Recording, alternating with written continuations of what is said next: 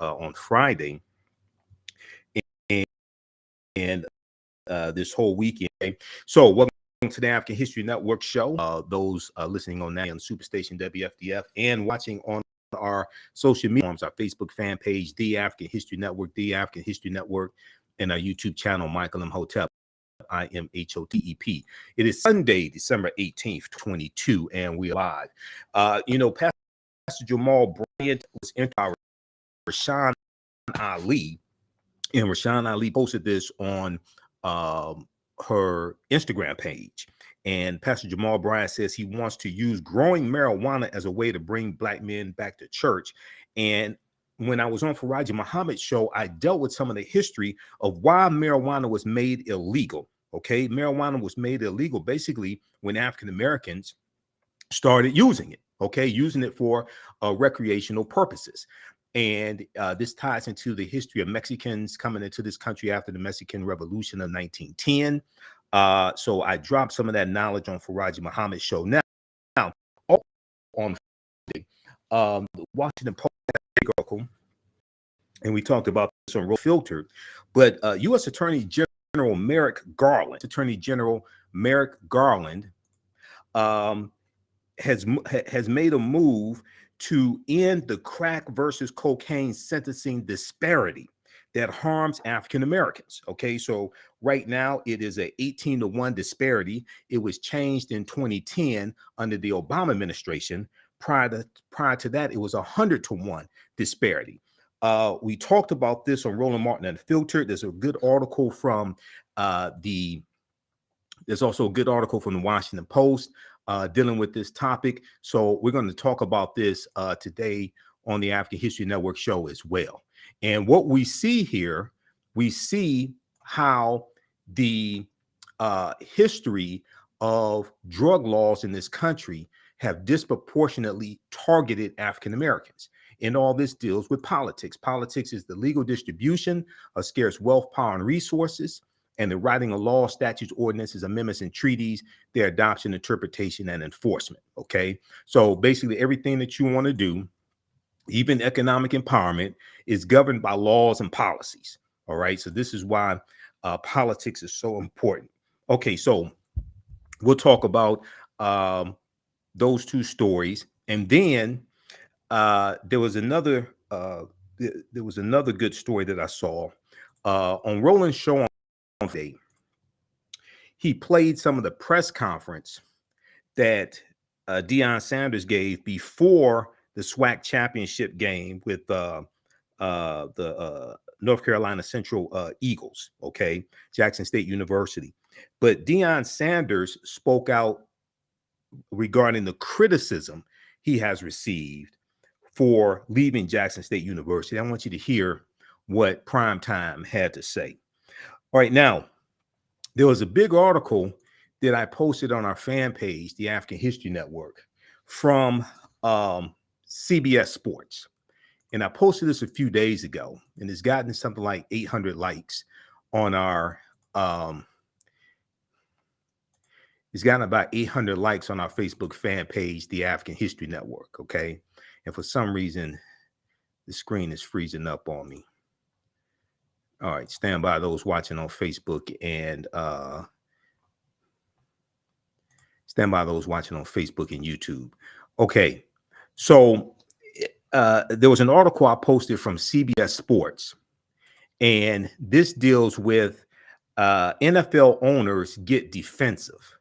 NFL owners get defensive after scouting combine gets compared to slave auction by league executive Troy Vincent. Now, Troy Vincent is an African-American National Football League executive.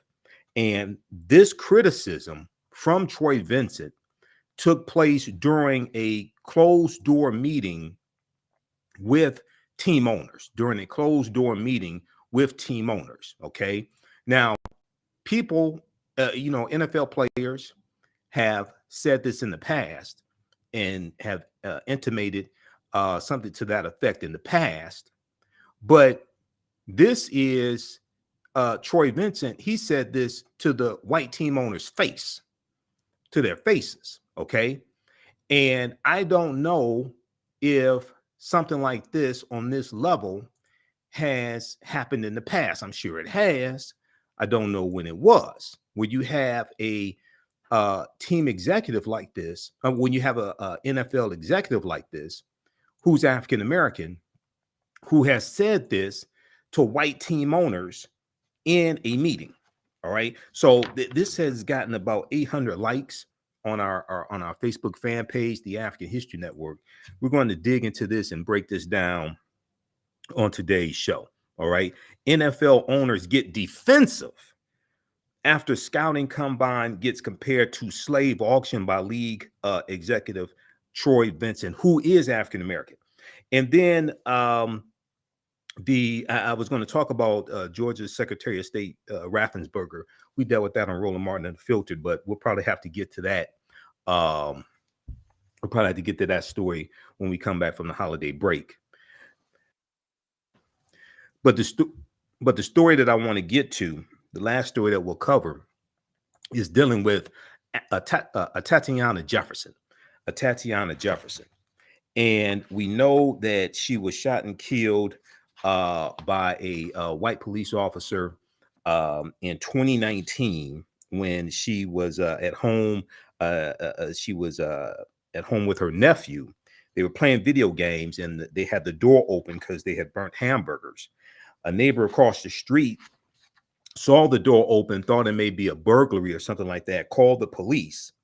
And the arriving officer, Officer Aaron Dean, saw Tatiana Jefferson he was outside the house. He saw her through the window and she had her gun. She was a legal gun owner. She was 28 years old. She was a legal gun owner. And he said he saw her gun and he fired one shot through the window, and it killed Tatiana Jefferson. Well, that officer has been found guilty of manslaughter. Officer Aaron Dean has been found guilty of manslaughter in the killing of a Tatiana Jefferson. Okay, so we're going to talk about that as well on today's show also. Now, on the African History Network show, we focus on educating, empowering, and inspiring people of African descent throughout the diaspora and around the world, because right now it's correct wrong behavior. What you do for yourself, what you do to yourself, and what you allow other people to do to you and get away with is based upon what you think about yourself. What you think about yourself is based upon what you have been taught about yourself. What you've been taught about yourself is based upon everything you've read, heard, and seen about yourself. So when you control the radius of a man or woman's thoughts, you control the circumference of his or her actions, because the mind can't do or teach what it doesn't know. Now, we deal with a number of different topics here on the African History Network. We deal with current events and history, education, economic empowerment, entrepreneurship, relationships, love, sex, health issues, and much, much more. Sometimes I say love and sex and forget relationships, but remember, I included relationships there. Okay, so I'm trying to focus on relationships. So yeah, we include relationships also. All right. Shout out to Alana Jackson, Facebook friend Alana Jackson. She has the Black Consciousness. Let me get the name of her Facebook group correct. It's Black Consciousness Love. What is Alana's? I'm gonna give her a shout out because it's a really good group that is for Black Love Conscious Dating. The Black Love Conscious Dating Facebook group. Check that out. Alana Jackson is a Facebook friend of mine. She told me about her Facebook group for conscious African-American singles. So check out the Black Love Conscious Dating group. Okay. All right. So, all right. Shout out to Alana Jackson as well. Okay. So sign up for our email newsletter. Text the word Kemet, Kemet, to 22828 to sign up for our email newsletter, and visit our website, TheAHNShow.com, TheAHNShow.com. We have information there about our online classes that we teach. Next class is Wednesday, December 21st, 7 p.m. to 9 p.m. Eastern Standard Time on the winter solstice. And that class is Ancient Kemet, the Moors, and the Ma'afa, Understanding the Transatlantic Slave Trade, what they didn't teach you in school. We'll give you more information about that.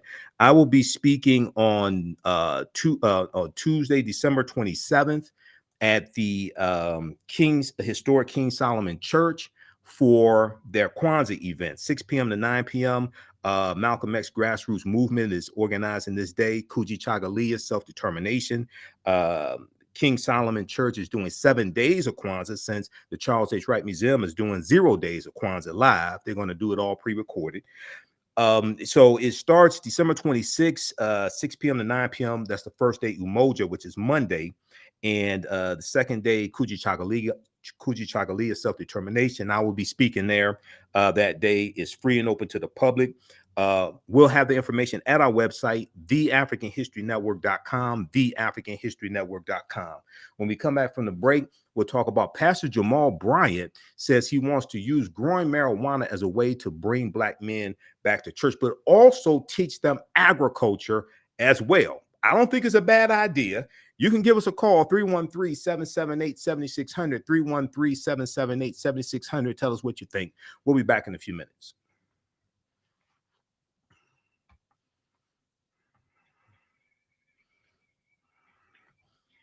Stand by. Stand by, everybody. Back from break in 4 minutes. Stand by.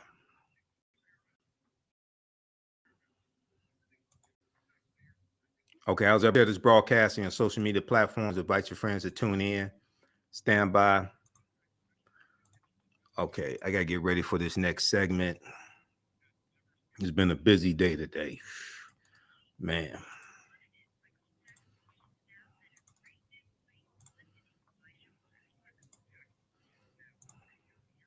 Okay, going to the Black Enterprise. Stand by, everybody.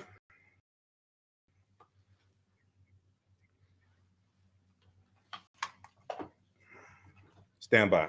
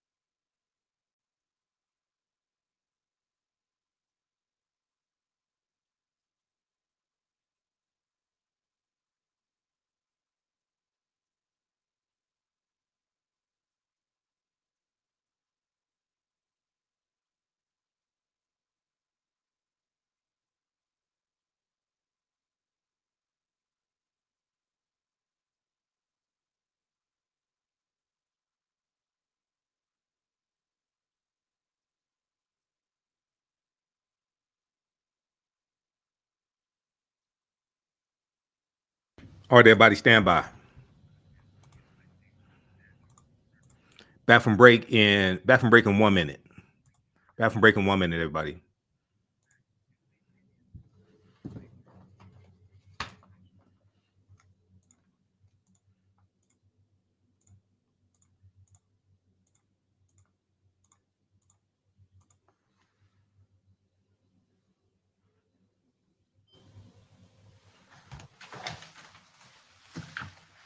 Yes, Michael. Yes, Michael. All right.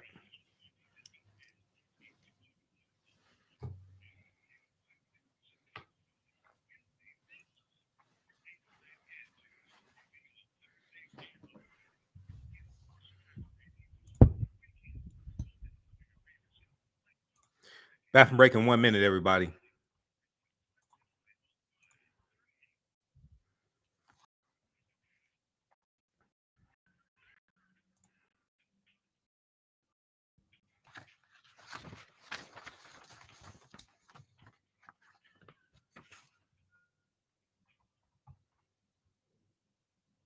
Welcome back to the African History Network show right here on 910 a.m., the Superstation, the Future Radio. All right, calling numbers 313-778-7600. 313-778-7600 is the calling number if you have a question or comment. And I know we have a call on the line. We'll go to the caller here once we get into this first segment. Okay, so a lot of people have been commenting on social media about Pastor Jamal Bryant.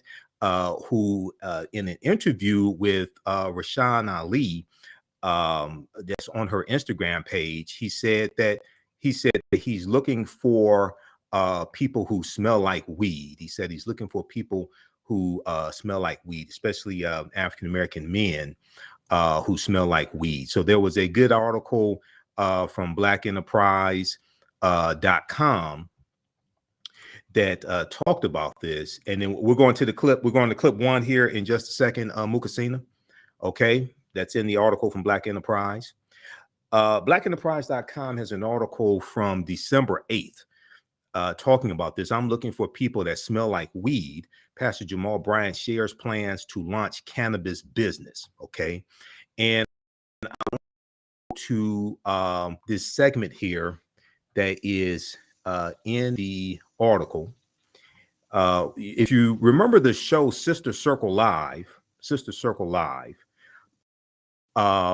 Rashawn Ali was the maker of the show. Came on one. It came on after Roland Martin. But, Rashawn has a podcast show as well, and I just started following her on Instagram. Okay, and this is what Pastor Jamal Bryant had to say. Let's go to clip number one, please, Muka. I'm looking for people that smell like weed. No, really. New Birth is the largest land-owning black position to my deacons is, why aren't we not raising cannabis? I'll be able to bring in black males. They're able to do it legally. I'm teaching them farming. Oh my God. I'm helping them to enhance the ecosystem. This is the kind of conversation. So if the guy, black boy in Bankhead said, they growing weed at the church, where do I join? Yeah. I don't need no pamphlet for him. All right, pause it right there. Pause it right there, Mukasina. Thank you. Okay, so this drew a lot of praise and criticism, what Pastor Jamal Bryant had to say. They break this down in the article from blackenterprise.com. Check out this article from December 8th, 2022. I'm looking for people that smell like weed. Jamal Bryant shares plans to launch cannabis business. Now, on Faraji Muhammad's show, The Culture, on the Black Star Media, December 2022. We're going to clip number two, Mukasina. We discussed this, and the first part of this clip, you're going to hear Dr. Bridget Cole Williams, who is a certified family physician, and she's also CEO of Green Harvest Health. Okay, I want you to hear, she's also the author of a book that talks about the medicinal purposes of marijuana, of cannabis. Okay, so I want you to hear this conversation between Faraji Muhammad and Dr. Bridget Cole Williams, and then I come in after this. Let's go to clip number two, please, Mukasina. Author of the book, let me just, Courage in Cannabis, Dr. Bridget Cole Williams, who is here to talk to us. I got three dynamic ladies on the panel to talk about this. Black women, talk about the controversial view that Pastor Jamal Bryant had put forth that has gotten everybody talking. First and foremost, Dr. Bridget, you are actually, you got to remind folks, you're just not some quack. You are a board-certified family physician. Yes. You have been practicing medicine for a long time. You have been doing a lot of research on the benefits of cannabis, and you have also, I've seen you have put up together some videos to talk about CBD for children. I mean, you've been really studying this, and of course, you've been put out this book, Courage in Cannabis. We talk about the inspiring stories, but this idea of the church in cannabis, first and foremost, is this new? Is this something new? And based on all of your research and understanding of how the cannabis movement continues to grow in this country, is this a new idea? And should this be something that we should really consider? Well, it's definitely controversial, to say the least. When I saw this clip that popped up, I think, like most people, a little taken aback, a little concerned, and the first thought is that it doesn't fit into what churches should be doing. However, I think it's much different from that. I think if we take a closer look, what Dr. Bryant is suggesting is honestly not that far off beat, and actually could be the window to generational wealth for Black people, and can actually allow us to take our wellness into our own hands. So it's controversial, but it still should be considered. Very much so. I mean, we live in a culture where other ethnic groups come together and they build wealth, right? So Asians do it, Jews have done it, Italians have done it. Consider this. This is our casinos if we do this well. This is our opportunity. You know, Native Americans were given basically their reparation was land, and they built casinos on that land and were able to build a massive amount of wealth for themselves by working together. And there's really no other organization in the Black community that can really bring us together the way the Black church can. And with financial literacy, with working together, with approaching this in the correct way, this can be our casinos and this can be our generational wealth. Now, I just want to make it clear, folks, that we have reached out to Pastor Bryant, and we're working on getting the good pastor to come on to the show to talk about these views a little bit more. So we just wanted to have a starting conversation, and I wanted to have it with my sister, Dr. Bridget Cole-Williams, because I wanted to get past the emotionalism of this, Dr. Bridget, and get to to the heart of the matter, which is you're saying that this could be a vehicle for economics, for economic vehicle. You're also saying that this could be a cultural shift, right? Yes. Because it's the church. We have a lot of views on a lot of different things, but when it comes to the institution of church, then those views, I would even go as far as to say, Dr. Bridget, they're very conservative. They're not very liberal. And I'm talking about among Black folks. Would you agree or disagree with me on that? Absolutely. The talks that I've done when I've been allowed to go into churches and talk about CBD and talk about cannabis. Allowed. It's a rough room. It's a rough room, right? But so many of us live in pain because we don't want to take narcotics, because we're afraid of addiction. And there is medical possibilities that we can get involved in here. Keep in mind that the cannabis sales that are predicted for 2023 are $30 billion. We own, as Black people, maybe 2% in the industry.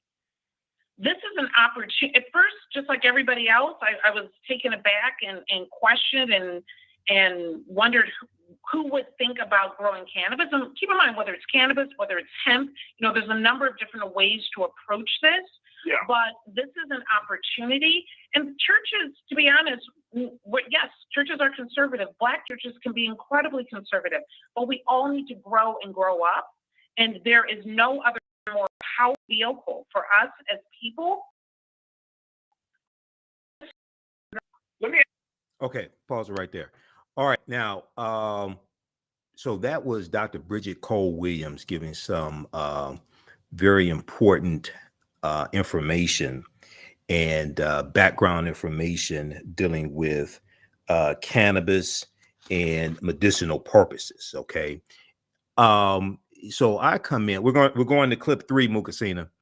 I come in, and I wasn't even scheduled to talk on this topic, but when I saw the topic, I said, no, I need to get in on this. Okay, so we're coming up on a break, and I'm going to let you hear what I had to say, because I go into the what I did was I went into the history of why marijuana was made illegal, because prior to 1937, recreational marijuana, medicinal marijuana, all that was legal. But something important happened in the 1930s, especially 1937. We're going to deal with this on the other side of the break. Also, we'll go to the phone lines as well. Calling numbers 313-778-7600. 313-778-7600 is the calling number if you have a question or comment. Listen to the African History Network show. I'm Michael Imhotep. We'll be back in a few minutes.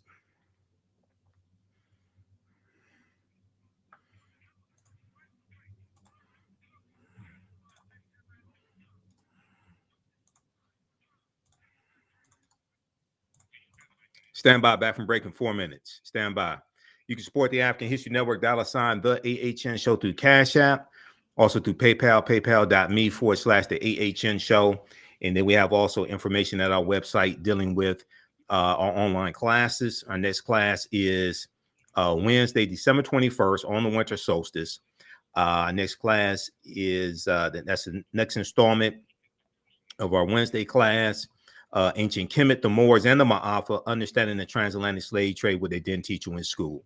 The class will be 7 p.m. to 9 p.m. Eastern Standard Time on Wednesday, December 21st. Okay. Class is on sale $60, regularly $130.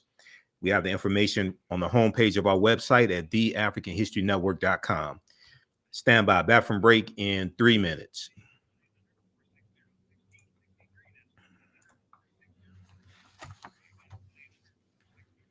How's everybody doing? Share this broadcast on social media platforms. Stand by.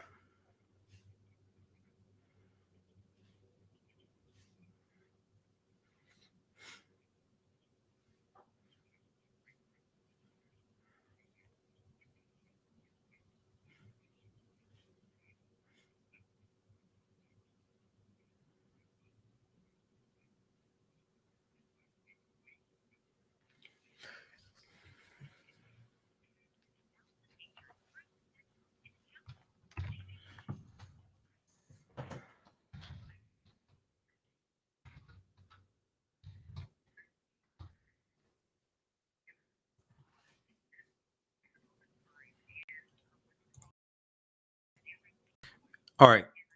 Stand by, everybody. Back from break in 2 minutes. Stand by.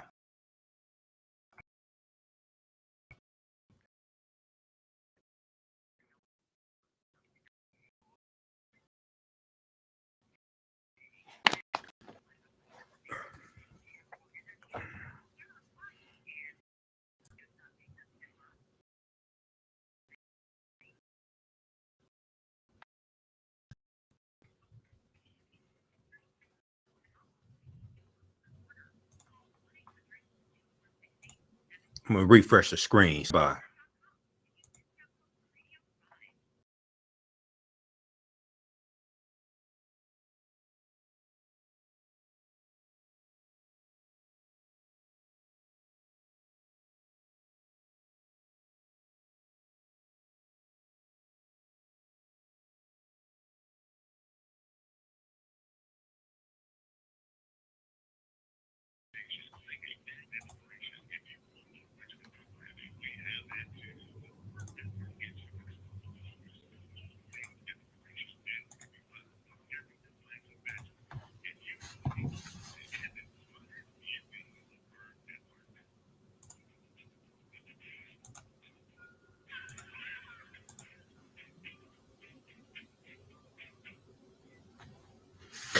Welcome back to the African History Network show right here on 910 AM, the Superstation, the Future Radio.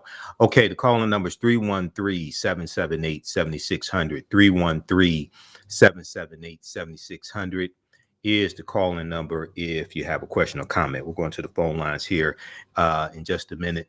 Okay, we're going to clip number 3, Mukasina. Right before the break, I was sharing with you a clip from Roland Martin Unfiltered. from Faraji Muhammad's show, The Culture, on the Black Star Media Network, which is Roland Martin's network. And this is the show from Monday, December 12th, 2022. So I'm a contributor. I'm a weekly contributor on Faraji Muhammad's show, usually on Mondays. And then I'm a panelist on Roland Martin Unfiltered on Fridays. Then I do the African History Network show here on 910 AM WFDF on Sundays, 9 p.m. to 11 p.m. Eastern Standard Time. So we were talking about Pastor Jamal Bryant and church and cannabis, and an interview that he did with Rashawn Ali on her podcast, where he said he wanted his church to grow cannabis and teach agriculture to African Americans, especially African American men. And he talked about how this could be a way to attract African American men to church, but also get them involved in farming. And this can also create economic opportunities for African Americans as well. Okay, so in this next segment here, I come on because I wasn't even scheduled to talk about this topic, but I come on and I deal with some of the history of why marijuana was made illegal in the first place. Let's go to clip number 3, please, Mukasina. If we put it back in our own hands, Africans have been involved with cannabis since the 1500s, if not before. Let's straighten out this whole perception. Let's educate our community well, and let's change how we go forward. Allow cannabis to be that vehicle. I want to bring in another voice in this because my brother, he's chomping at the bit. He's like, look, man, I need to be a part of this. This is my brother Michael Imhotep, who is a scholar. He serves as the host for the African History Network. You can find him on his podcast. Brother Michael, can I quick? Thank you so much. You were like, wait a minute, bro. Hey, from Ed. Right. Everybody doing hotep to everybody and peace to the family. So when the doctor mentioned, has anybody mentioned, this came in right about 4 o'clock. Has anybody mentioned Harry J. Anslinger? Not yet. Okay, so you have to, whenever we have this conversation dealing with cannabis, or what used to be called hemp, when white people were growing it and trading it and it was a crop, we have to go back to the history of why it was made illegal. Because as long as white people were using cannabis or hemp, and they were using it for medicinal purposes, it was no problem. The problem came with Filipinos, the problem came when Mexicans, the problem came when African Americans started using it. Now it became a problem. It became illegal basically in 1937 because of the marijuana prohibition tax. And that's largely because of a man named Harry J. Anslinger, who was a virulent racist, and he was the first chairman of the Federal Bureau of Narcotics. And he waged a war against cannabis being legalized. And this was at a time when this is during the Great Depression, number one. Number two, this is after whiskey, after alcohol becomes prohibition, during prohibition, right? So they're looking for another target, and they're looking for another target to keep the funding going, to keep their department intact as well, to keep the department funded. So he goes after marijuana. Now, he consulted with about 30 doctors, and he put forth the notion that marijuana affects people mentally, and he put forth the notion of harmful effects of marijuana. He consulted with about 30 doctors. 29 of them disagreed with him. One agreed with him. He went with the opinion of the one doctor. He testified in front of Congress in 1937, and he said that white women crave black men sexually when white women are high on marijuana. Don't take my word for it. Go read the article from TheATHNShow called "How Neuroscience Reinforces Racist Drug Policy." How Neuroscience Reinforces Racist Drug Policy from June 12, 2014, and it goes through and it deals with his congressional testimony. Okay, and he said that sensationalism like this was specifically aimed at a white readership because he was writing articles in newspapers and magazines. You had the movie Reefer Madness. So there was a whole propaganda campaign to scare white people, especially when you have these non-white people using these drugs. Sensationalism like this was specifically aimed at a white readership that might worry about such an unfathomably dangerous ethnic drug getting into the hands of its children. Harry J. Anslinger's congressional testimony directly betrayed his racist motivations to enact federal legislation against marijuana. Quote, he said, there are 100,000 total marijuana smokers in the U.S., and most are Negroes, Hispanics, Filipinos, and entertainers. He said their satanic music, jazz, and swing music result from marijuana usage. He said this marijuana causes white women to Negroes, entertainers, and any others. End quote. He said this in his congressional testimony. This is why marijuana became illegal. It had nothing to do with causing brain damage or anything like that. As long as white people were using it, it was fine. So I'm all for marijuana being decriminalized. Now, I'm not for recreational usage of marijuana, because what we have to be careful of is that if you already have a liquor store on every other corner in the African American community to keep us drunk, and you have a fast food restaurant across the street from the liquor store to keep us obese, then you put marijuana dispensaries in close proximity to the alcohol and the fast food restaurant, then is it there to keep us high as well? And the way you suppress the people is you over-medicate them.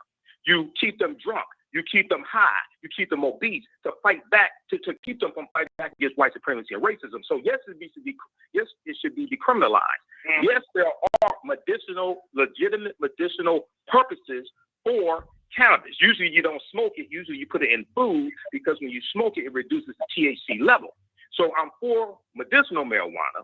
I'm for it being decriminalized. But we have to be clear with our people that there's a reason why marijuana usage was put into hip-hop music over 30 years ago when it was illegal. I gotta say, I agree with a lot of what you said, but I disagree with the whole not making it a recreational thing. I am a curriculum writer. I am an educator. I am a screenwriter. I was able to write 10 episodes of my script. And guess what? Sometimes I like to do it when smoking my marijuana. And my brilliance has not been dimmed, not one bit. I train other educators. I teach coding. I teach beautiful children how to build video games. And so I just disagree with that. I also live in LA where I drive and I teach in Beverly Hills and I see dispensaries in very, very expensive white neighborhoods. And so when you see that and you see them have the access to those dispensaries, and let's be clear, dispensaries do not only have smokable weed. Again, they have the topical, they have the gummies, they have the drink, they have for just for sleep, they have it just for anxiety. You don't have to be, but then also, personally, I also have a brother who's alcoholic.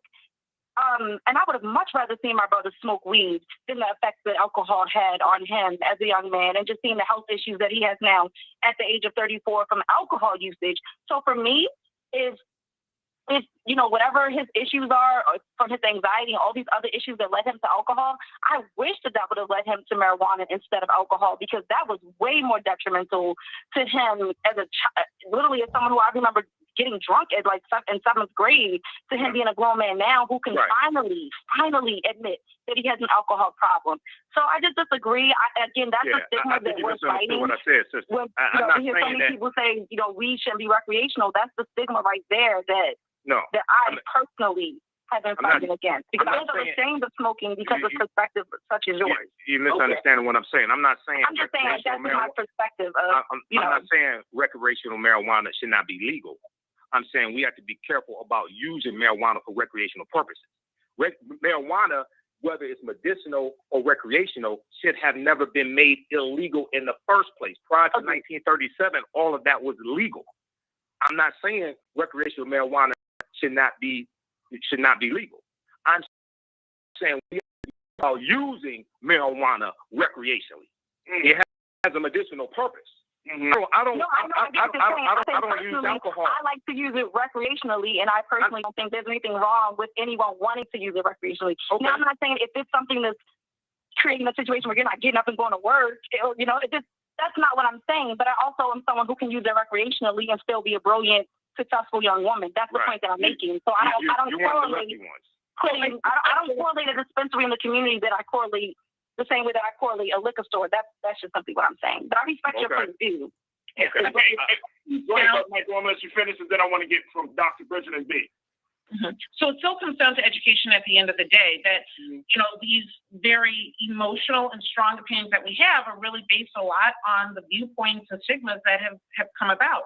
I would like to think that we've learned a lot from when we've allowed other people to control what goes into our neighborhoods. This is the opportunity for us to control what goes on in our neighborhoods, to educate ourselves about how to use it, to consider tolerance breaks, to consider what level of THC do we actually want to create and disperse in amongst our people. We have an opportunity to see this in a different light, to allow it to not lead to misuse. And keep in mind, there are vices everywhere in every aspect of society and culture and socioeconomics. We always have to be careful with those vices. And the best thing that we can do is educate them appropriately.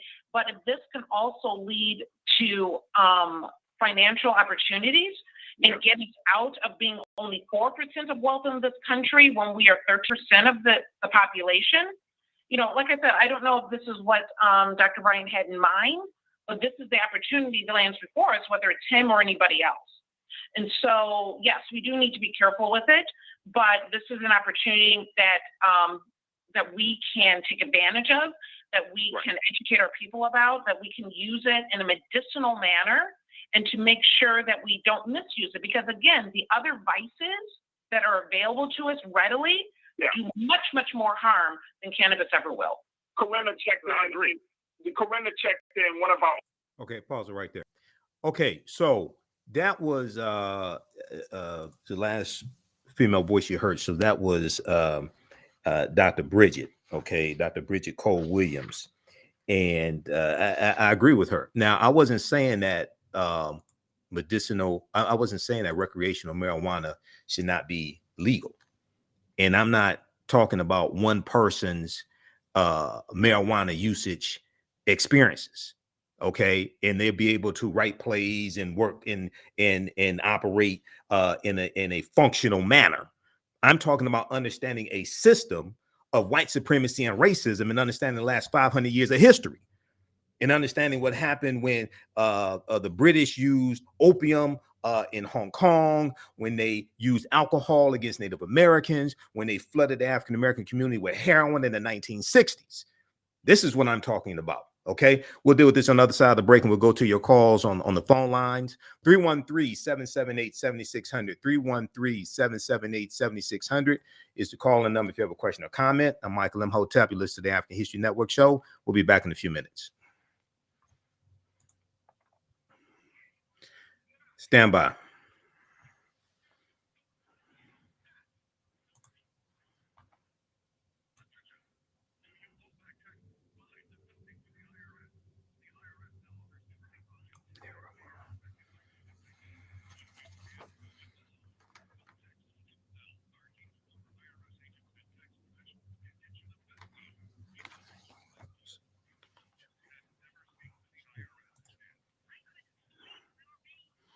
Back from break in 4 minutes. Stand by. Calling numbers 313-778-7600.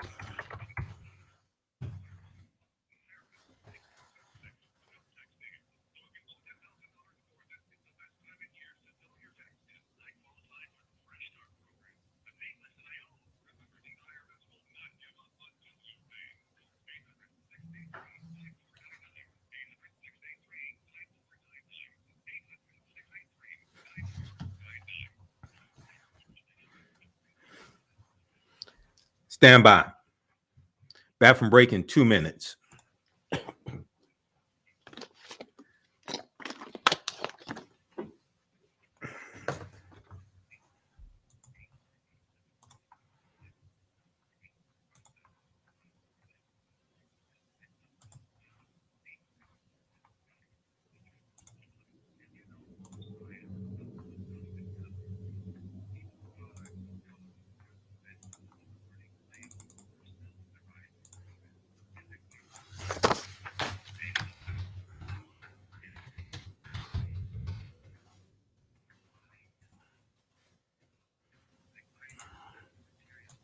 Back from break in 1 minute.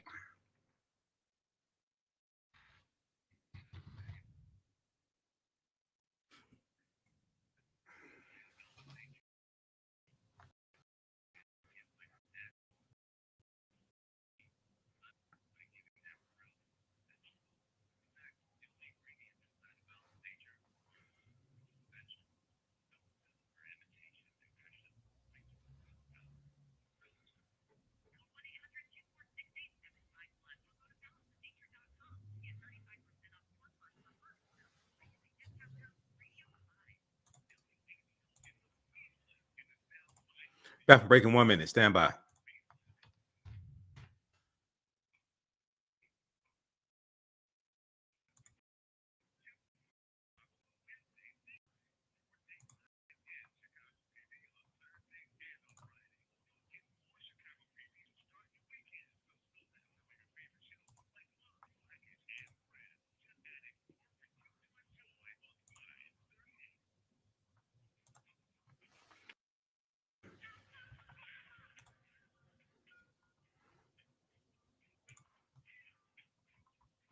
Welcome back to the African History Network show. All right, calling numbers 313-778-7600.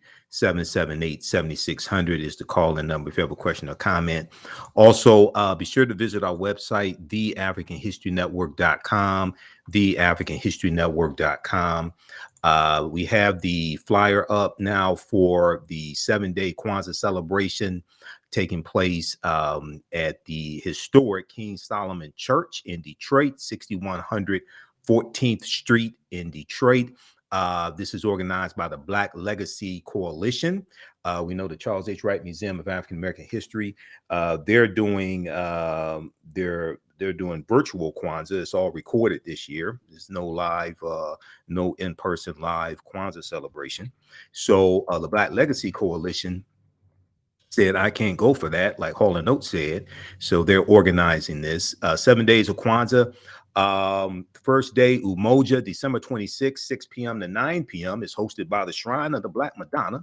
The Shrine of the Black Madonna. Second day is hosted by Malcolm X Grassroots Movement. That's Sister Shoshana Shakur and Brother Bomani and all the people at Malcolm X Grassroots Movement. I will be speaking on the second day of Kwanzaa, Kuji Chagalia, Self-Determination, that's Tuesday, December 27th, 6 p.m. to 9 p.m.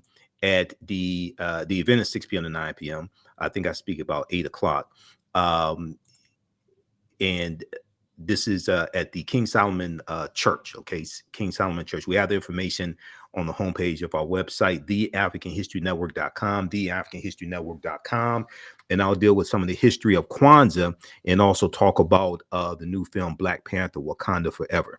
The third day of Kwanzaa, Ujima, which means collective work and responsibility, is on Wednesday, December 28th, 6 p.m. to 9 p.m. That's hosted by the good people over at Insa-Roma Institute, okay? Malikia Kinney and Sister Edub on Facebook, Sister Elizabeth and others. The fourth day, and that's 6 p.m. to 9 p.m. Each day is 6 p.m. to 9 p.m. except for the last 2 days, New Year's Eve and New Year's Day. Ujama or Ujama, Cooperative Economics, the fourth day, December 29th, 6 p.m. to 9 p.m. Al Noor African Dance Troupe is organizing that. The fifth day, NIA, okay, which means purpose, December 30th, is hosted by the UNIA, Universal Negro Improvement Association, which was Marcus Garvey's organization. He founded in Jamaica in 1914. Then Garvey comes to the U.S. in 1916 and starts setting up chapters. And it was the UNIA, and it was Marcus Garvey who created the Bandera, or the Pan-African flag, which was adopted in 1920, August 13th, 1920, at that international conference of the Universal Negro Improvement Association. Then we have the sixth day of Kwanzaa, Kuumba, okay, which means creativity. It's Kuumba and a Karamu Fest, New Year's Eve, December 31st. This is going to be 3 p.m. to 6 p.m., 3 p.m. to 6 p.m., hosted by Nanu Japo. And then the last day of Kwanzaa, Imani, which means faith, is New Year's Day, January 1st, 3 p.m. to 6 p.m., hosted by Hood Research. That's Theo Broughton and the good people over at Hood Research. Okay, so visit our website, TheAfricanHistoryNetwork.com, TheAfricanHistoryNetwork.com. We have the information there. 7 days of Kwanzaa at the historic King Solomon Church, 6100 14th Street in Detroit, 48208. For general information, call 313-969-9115, 313-969-9115. For vendor information, I'll be a vendor the first 2 days also. I may be a vendor the other days, I don't know, but I got to work as well, so I don't know. But the first 2 days, I'll definitely be a vendor. So we'll have our DVD lectures. You can register for our online classes. We'll have digital downloads, and also I put some of the lectures on flash drives, jump drives, flash drives for your computer as well. For vendor information, call 313-979-0301, 313-979-0301. Sister Zainabu, I know, is handling the vendor. She always does an excellent job with vendors. Okay, let's go to the phone lines. Let's go to line one, and we have who we have. Cynthia on line one. Cynthia, thanks for holding. Welcome to the African History Network show. Tell us where you're calling from. My name is Cynthia Clark. I'm calling from Chicago. From Chicago. Hey, Chicago in the house. How you doing? Wonderful. Go ahead. You're on the air, Cynthia. You have a question or comment? Okay. I wanted to comment on the cannabis and the church. Yes. And I think it's a great idea. Mm-hmm. The one thing that, well, maybe more than one thing, but the thing that comes to mind for me in terms of being careful is not to be a pusher of it or turn people onto it. However, Jamal said that he was looking for people that already smelled like weed. Right. Now, people that like their weed, well, my dad, he used to love his weed. It's not my thing. I'll take a shot of tequila here and there. Right. But my dad used to love his weed, and guess what? He was going to smoke it no matter what. So I think it's a good idea to have it sourced by trustworthy people. So, for instance, last week, I took the red line downtown here in Chicago. Okay. And the gentlemen, the young guys, they were selling the stuff on the train. Right. Now, Cynthia, explain to people. Cynthia, explain to people who don't live in Chicago what the red line is. The red line is the train that runs from the south side of Chicago all the way to the north side of Chicago. Okay. And takes us downtown. Okay. And it's known for being somewhat treacherous at times. Lately, we had a crime spree. It's getting better because it's cold, but it's rough out here because after the pandemic, people kind of fell into a lower rung of status, and it's more homelessness and things like that. Okay. So we got our young fellas selling that stuff on the train. They sell the loose squares, loud, which is what they call their weed, and now some of them are selling liquor shots on the train. I was like, whoa, that's new. But anyway, we don't know what's in that stuff, Michael.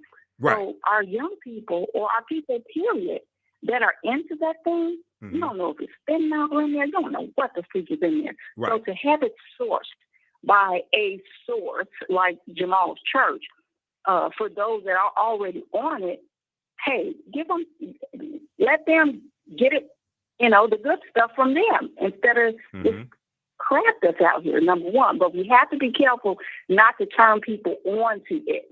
I don't want my daughter turned on to weed, and if I had my brothers, I would have never, drunk, before. But, I like a shot here and there.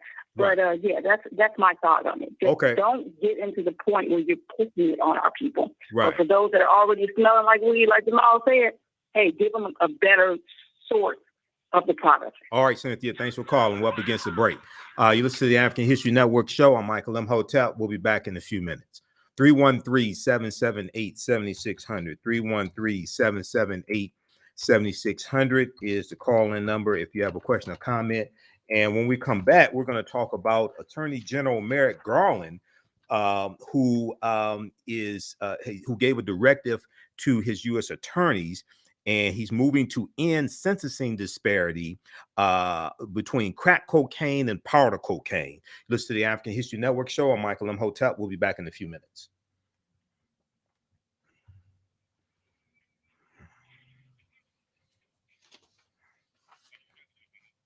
Okay, stand by. Back from break in 4 minutes. Back from break in 4 minutes. Stand by.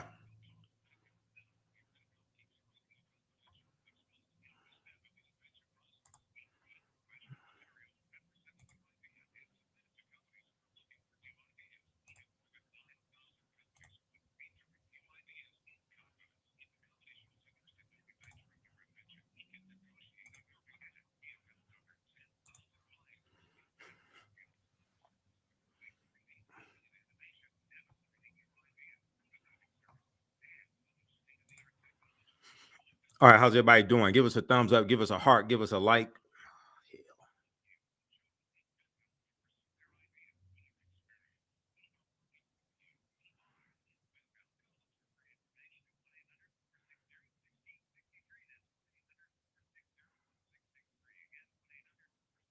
Okay, back from break in 3 minutes. Stand by. I'm your host, Brother Michael Imhotep. Now, we deal with a number of different topics here on the African History Network show. We do recurring events and histories and much, much more. We're going to give you an update on what's going on. This is about self-preservation. We have to extinguish the fire of white supremacy. See, elections have consequences. Catch it all right here on 910 AM Superstation. Balance of Nature. It's fruits and vegetables in a capsule. Changing the world, one life at a time. I had no energy. For months and months and months, I had no energy, and I'm a very active person. And my husband was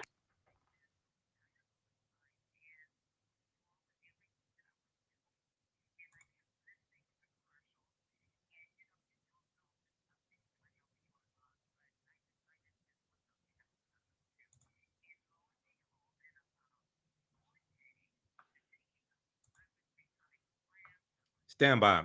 Back from break in 2 minutes.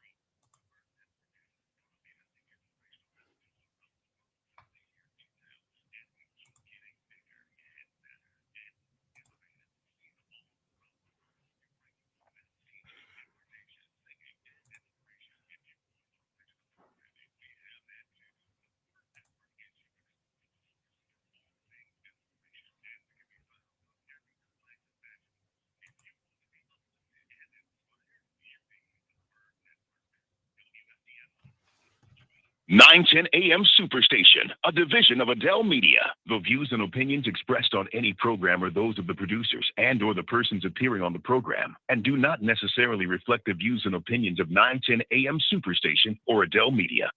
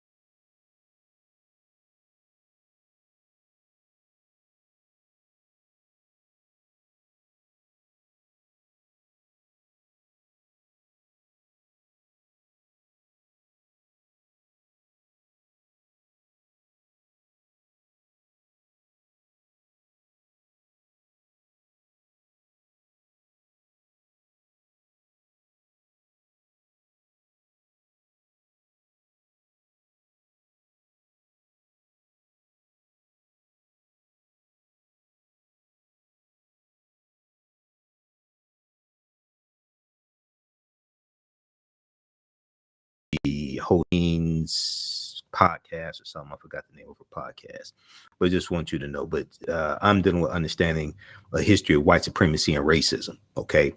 All right. So we're back on broadcasting on social media.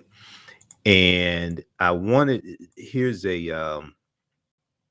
to deal with some of this history here. Then we're going to go to this next topic that deals with Attorney General Merrick Garland calling for a end to the crack cocaine versus powder cocaine discrepancy when it comes to prosecution. Okay, so this article here is from frontline.com. It's from pbs.org, public broadcasting system, and it deals with the some of the history of marijuana usage. I'm sorry, some of the history of drug laws, especially marijuana laws. Okay, and it's a marijuana timeline. And a lot of people don't know that hemp was grown. Hemp, which is the fiber of the marijuana plant, but hemp was encouraged. Domestic production of hemp was encouraged to be grown in the 1600s.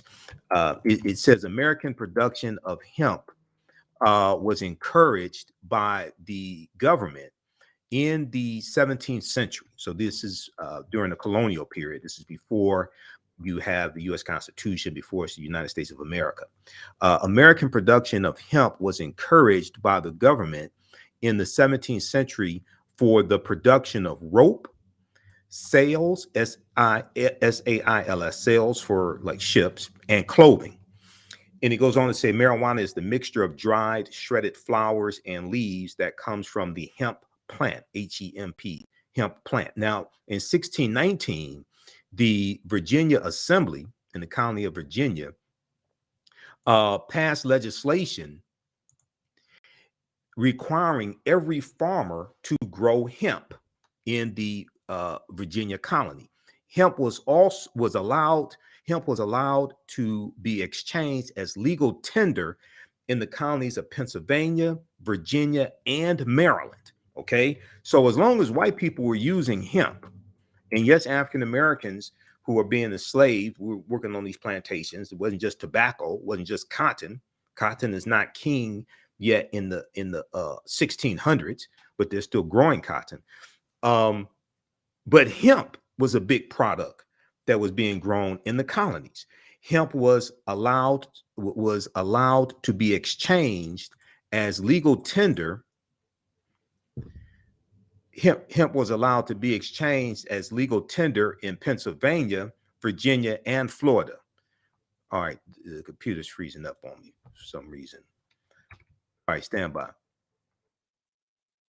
Okay, now domestic production flourished until after the Civil War, when imports and other domestic materials replaced hemp for many purposes. Okay, so this is some background information on hemp and the production of hemp. Okay, let's see here. Okay, domestic production flourished until after the Civil War, when imports and other domestic materials replaced hemp for many purposes. In the late 19th century, marijuana became a popular ingredient in many medicinal products and was sold openly in public pharmacies. Okay, now Civil War is 1861, 1865. So domestic production of hemp in the United States flourished until after the Civil War, the U.S. Civil War. Now, during the 19th century, the 1800s, hashish use became a fad in France and also to some extent in the U.S. Okay, now they go on to talk about 1906, the Pure Food and Drug Act, but in the early 1900s, 1900 to 1920s, Mexican immigrants introduced recreational use of marijuana leaf.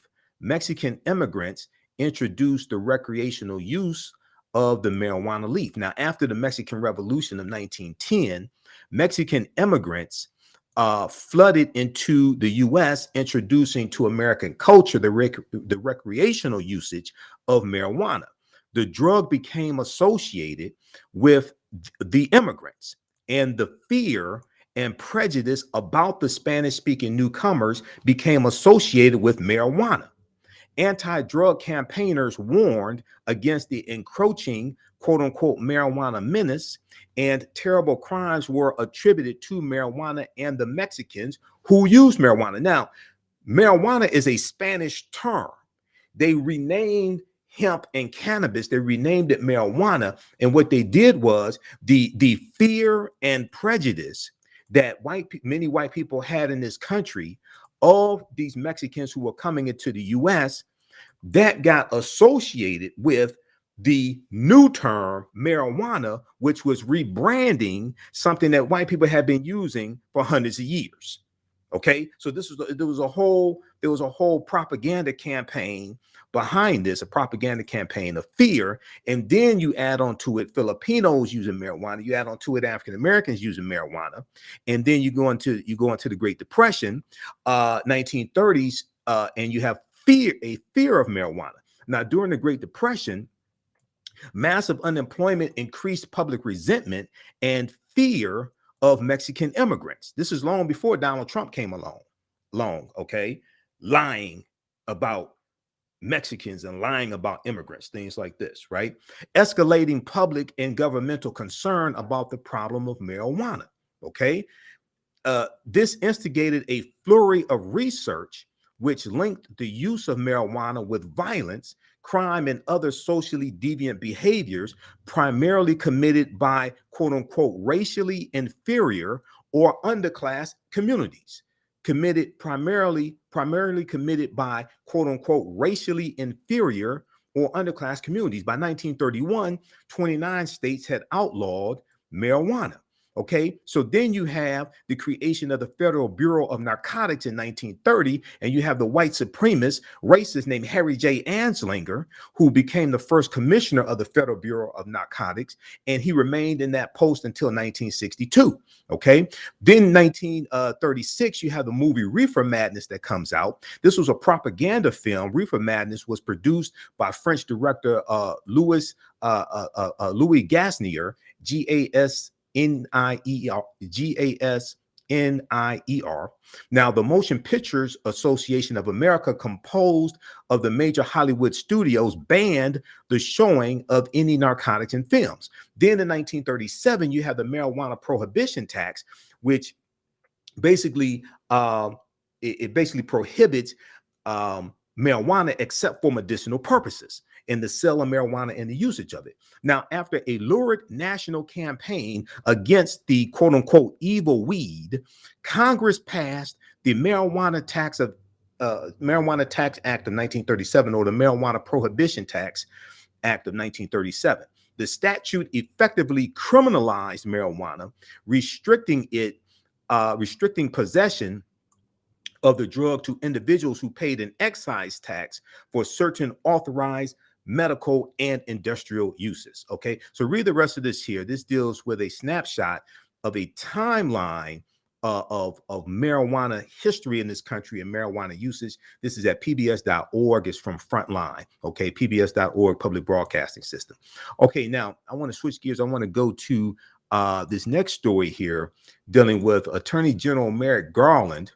And this deals with the crack cocaine versus powder cocaine discrepancy. All right. Now, I first saw the story from the Washington Post, and I heard the announcement on Friday, December 16th.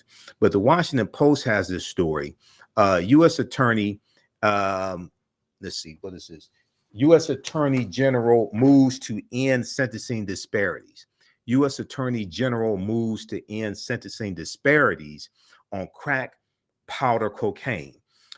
Justice Department aims to reverse decades of policy that critics say disproportionately targeted Black and brown communities by treating crack users more punitively, giving harsher sentences to crack cocaine users. All right. And we also talked about this on Roland Martin Unfiltered. We're going to clip number 4 here in just a minute, Mukasina. We also talked about this on Roland Martin Unfiltered on December 16th, 2022. Okay, now, if we look at this article here from Washington Post, and let me pull this up here just a second. Let's get this queued up. Okay, if we look at this piece quickly here from the Washington Post, Attorney General Merrick Garland on Friday, December 16th, instructed federal prosecutors to end charging and sentencing disparities in cases involving the distribution of crack and powder cocaine after decades of law enforcement policy disproportionately treating crack offenders more punitively. Now, Attorney General Merrick Garland's move effectively seeks to eliminate the significant difference in the amount of powder cocaine relative to crack cocaine that is required to be in a suspect's possession to trigger mandatory minimum federal sentences upon conviction. Now, critics of the long-time policy have said it is a relic of Washington's misguided war on drugs era that targeted the African American and Latino communities, resulted in overpopulation of prisons and strained federal and local resources, at the expense of more effective strategies. Now, Attorney General Merrick Garland had said during his confirmation hearing in 2021 that he opposes the sentencing disparities, and the legal expert said his memo to U.S. attorneys is an effort to formally align Justice Department policy. Quote, this is an example of the Justice doing exactly what it has the power to do without an act of Congress. Without an act of Congress. Quote, we as prosecutors are going to be fair and just and not treat Black and brown people as if they are somehow worse than white people, said Attorney Maya Wiley, President and Chief Executive of the Leadership Conference on Civil and Human Rights, a coalition of more than 200 groups. We're going to continue this on the other side of the break. We talked about this on Roland Martin Unfiltered on Friday. I'm going to let you hear that discussion as well. You listen to the African History Network show. I'm Michael Imhotep. We'll be back in a few minutes.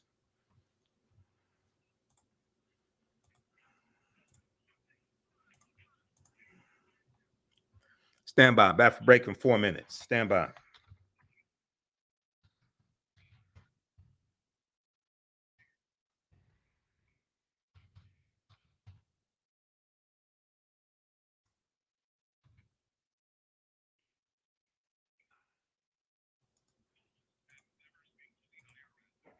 All right, stand by, everybody. Back from break in 4 minutes.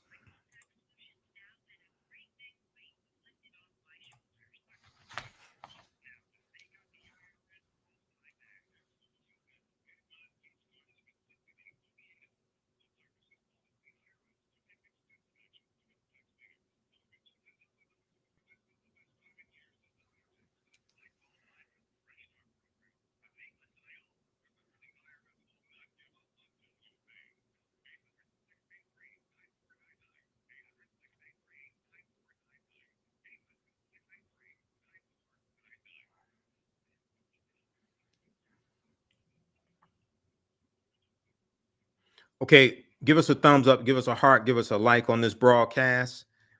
Share this broadcast on your social media platforms. Invite your friends to tune in as well.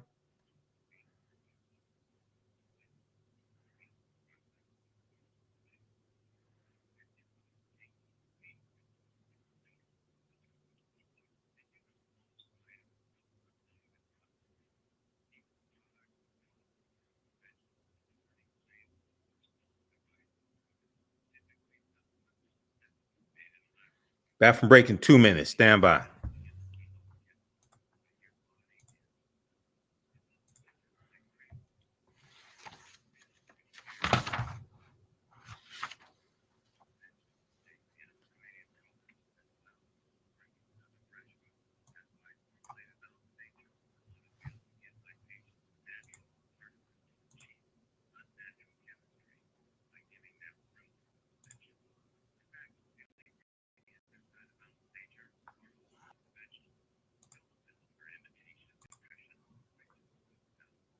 Well, we're on time. Damn.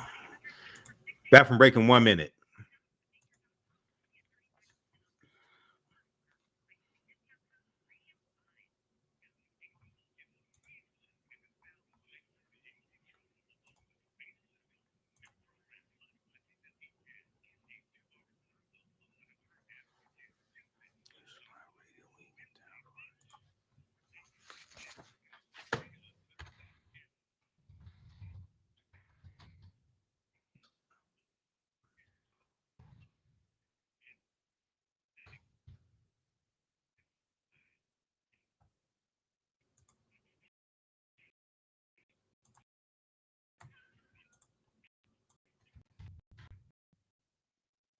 Back to the African History Network. Oh, okay. The call number is 313-778-7600. 313-778-7600 is the call-in number if you have a question or comment. Right before the break, we were talking about Attorney General Merrick Garland giving a directive to his U.S. attorneys, to federal prosecutors, to end charging and sentencing disparities in cases involving the distribution of crack and powder cocaine. It's a good article from the Washington Post that deals with this. The name of this article, once again, U.S. Attorney, let me pull this up here. U.S. Attorney General moves to end sentencing disparities on crack, powder cocaine. This is from Friday, December 16th, 2022, written by David Nakamura. Be sure to visit our website, TheAfricanHistoryNetwork.com, TheAfricanHistoryNetwork.com. We have the information about 7 days of Kwanzaa that Black Legacy Coalition is organizing at the historic King Solomon Church in Detroit, 6100 14th Street, Detroit, Michigan. This is taking place Monday, December 26th through January 1st, 2023, Sunday, January 1st, 2023. We know Kwanzaa starts the day after Christmas on December 26th. So December 26th, 2022 through January 1st, 2023. Also, on the homepage of our website, we have the special promotion going on until Christmas Eve, December 24th. We have the 15 download bundle pack of 15 of my lectures. African History Awakens the African Mind from Mental Death. African History Awakens the African Mind from Mental Death. You get 15 of my lectures in digital download format. You can stream it, and you can also download the lectures as well. It's a $150 value on sale for a very limited time, only for only $50. It makes a great gift, Kwanzaa gift, Christmas gift, graduation gift, what have you. Okay. We also have the in digital download format, my latest lecture that I did November 19th, Black Panther, Wakanda Forever Analysis, African and Mesoamerican Culture. This is about 2 hours. This is on sale $10. And then we have the online classes that I teach that you can register for as well. Our next online class, and this will be the last session for 2022, is taking place Wednesday, December 21st, 2022, 7 p.m. to 9 p.m. Eastern Standard Time. This is Ancient Kemet, the Moors, and the Ma'afa, Understanding the Transatlantic Slave Trade, what they didn't teach you in school, okay? Because our next session of these classes will be in January 2023. So this class is on sale $60, regularly $130. We do the classes live. All the sessions are archived and recorded. You can go back and watch it anytime. So as soon as you register for this, we have a lot of content for you to watch. Then you could join us live in class Wednesday, December 21st, 2022, 7 p.m. to 9 p.m. Eastern Standard Time. Click right here, register here to register for the course. And the class that I teach on Tuesdays is From the Civil War to the Civil Rights Movement and Black Power, 1865 to 1968. That class will meet next on Tuesday, January 3rd, 2023, in the new year, 7 p.m. to 9 p.m. Eastern Standard Time. So you register for that class as well. And we have a bundle pack of both courses for only $100. That is a over $260 value because there's bonus content that you get as well. So you can register for the bundle pack of courses. Right now, we have a ton of content for you to start watching. You know, family members will be over for the holidays. You can share this with your family members as well. You all can watch and learn together. Okay, we're going to clip number 4 here from Roland Martin Unfiltered, Mukasina. So we discussed this Attorney General Merrick Garland's announcement, and Roland spoke with Regina LaBelle, not Regina Bell, the singer, but Regina LaBelle, who is the Addiction and Public Policy Initiative Director and O'Neill Institute for National and Global Health Law at Georgetown University Law Center, and North Dakota Congressman Kelly Armstrong. We spoke with them on Roland Martin Unfiltered on Friday. Let's go to this clip, please, Mukasina. Folks, there's long been a disparity in this country between crack cocaine and powder cocaine. The sentencing has changed multiple times. It used to be 100 to 1 under President Obama. It went from 100 to 1 to 14 to 1, but there's still a disparity. Well, today, U.S. Attorney General Merrick Garland announced that they are trying to reverse decades of this disparity. And so what he has done is instructed federal prosecutors to end sentencing disparity in cases of distribution of crack and cocaine. And since the 80s, the law has treated crack cocaine, which primarily impacts African Americans, differently than powder cocaine, which is primarily used by white Americans. So what's going to happen is this move is going to eliminate the current mandatory minimum federal sentence. Now, the national policy for possessing 28 grams of crack cocaine triggers a minimum prison sentence of 5 years compared to 500 grams of powder cocaine. Joining us right now is Regina LaBelle, the Addiction and Public Policy Initiative Director at O'Neill Institute for National and Global Health Law at Georgetown University Law Center. Also, North Dakota Congressman Kelly Armstrong joins us as well. Glad to have both of you here. I want to start with you first, Regina, because, look, we've been covering this issue, and it has always been nonsensical to have a different sentencing for crack cocaine and powder cocaine when both are cocaine. Yeah, I mean, we've been at this, as you said, since 1986. For 4 decades, we've had the sentencing disparity, and as you mentioned, we went from 100 to 1 to 18 to 1, and now we have an opportunity. There's action in Congress that would make this permanent to get rid of the disparity, because what the Attorney General did today was excellent. And it sends a message to prosecutors about this. However, if you have another attorney general, that attorney general could revise it. It also doesn't make it retroactive.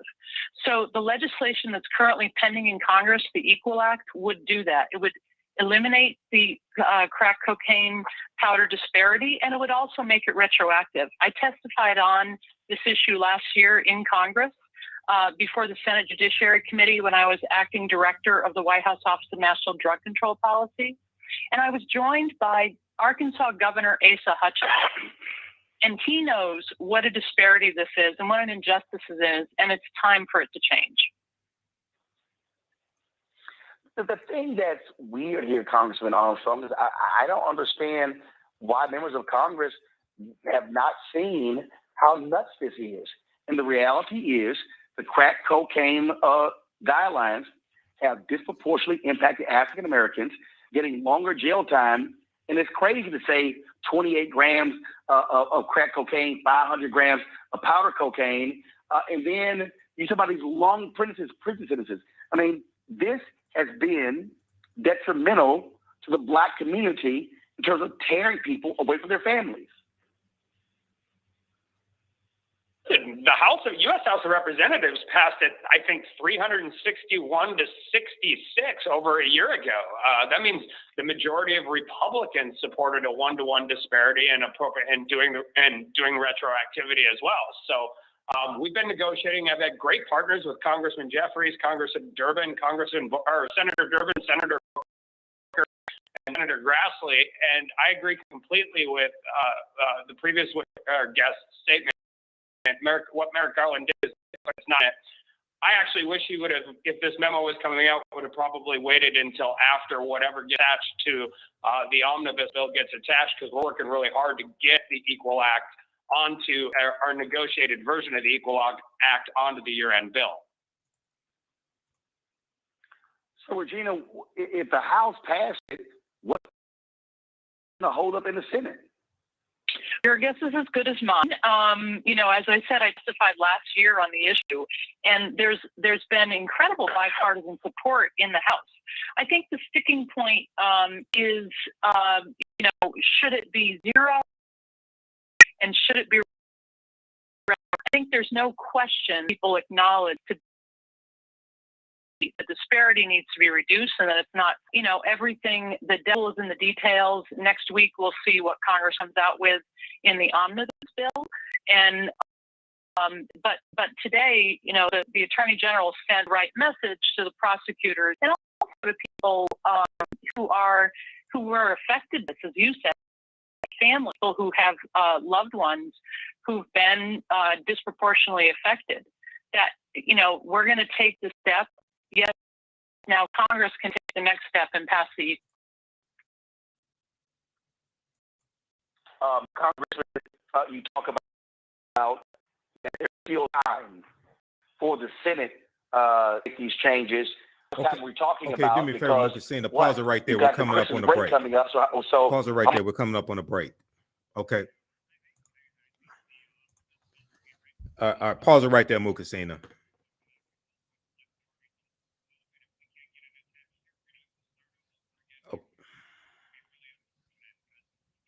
Okay, stop the clip. Thank you. All right, we're going to pick this up on the other side of the break. Listen to the African History Network show. I'm Michael Imhotep. Calling numbers 313-778-7600. 313-778-7600 is the call-in number. If you have a question or comment, you listen to the African History Network show right here on 9:10 a.m. The Superstation WFDF. We'll be back in a few minutes.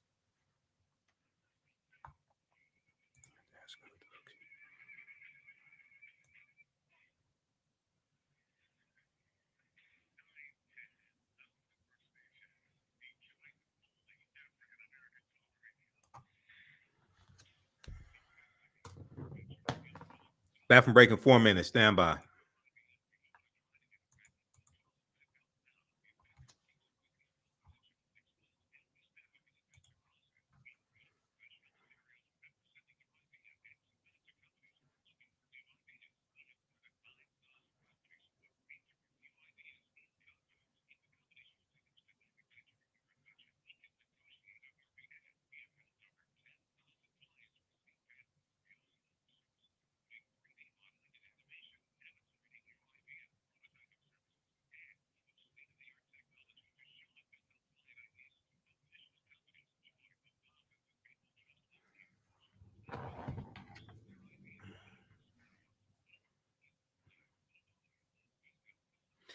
All right, everybody, give us a thumbs up, give us a heart, give us a like on this broadcast.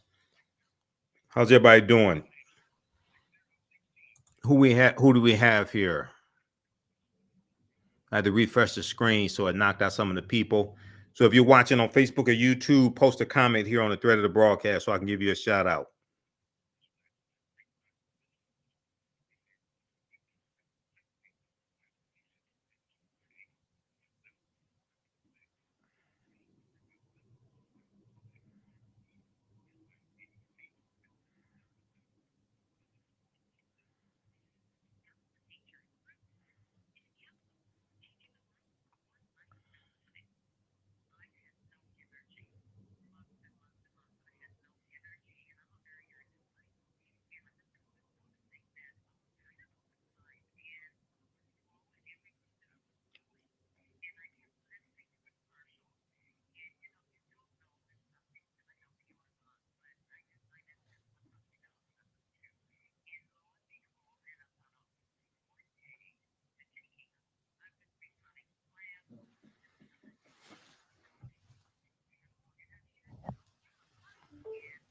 Okay, back from break in 2 minutes, everybody. I'm going to try to get in all these topics.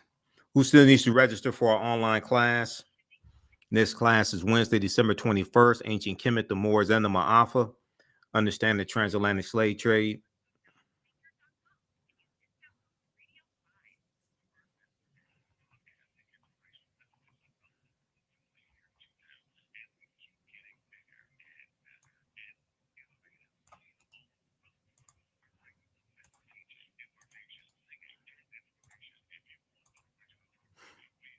Back from break in 1 minute.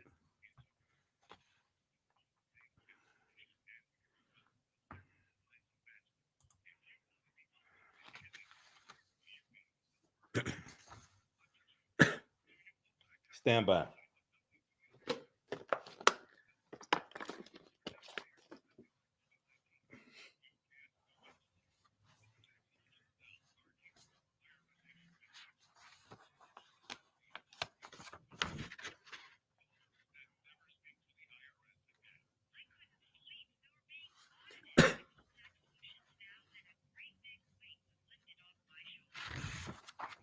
Okay, we got Fly Girl here.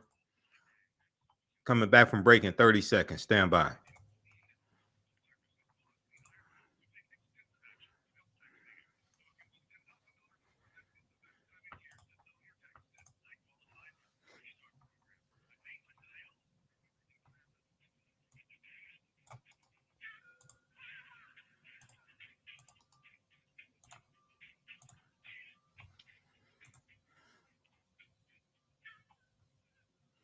Welcome back to the African History Network show right here on 910 a.m. the Superstation WFDF.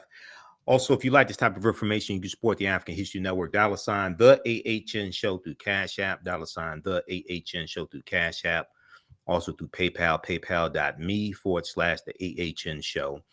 And we have the information here in the thread of the broadcast, but also on the homepage of our website, TheAfricanHistoryNetwork.com, TheAfricanHistoryNetwork.com.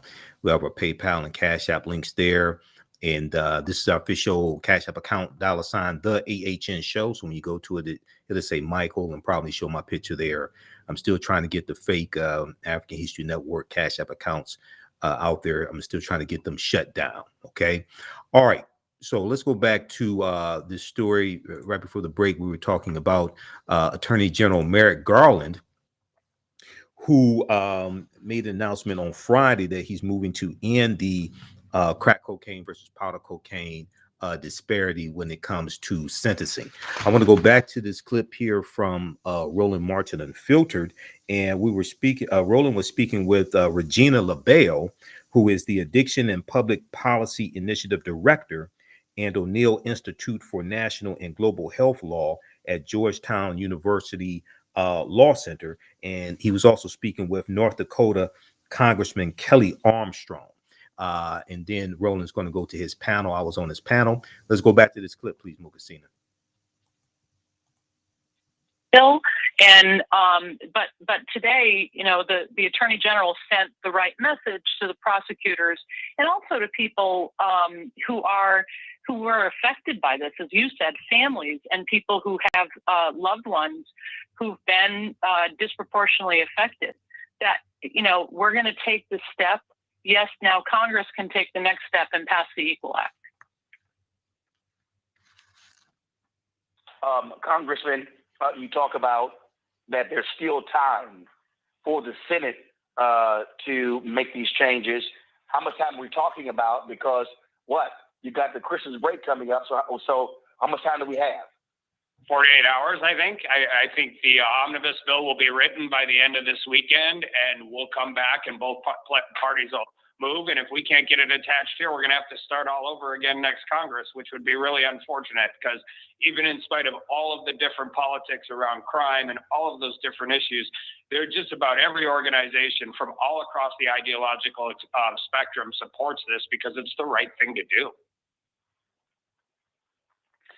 And Regina, we also know that when Congress makes these changes, it has an impact on what states do.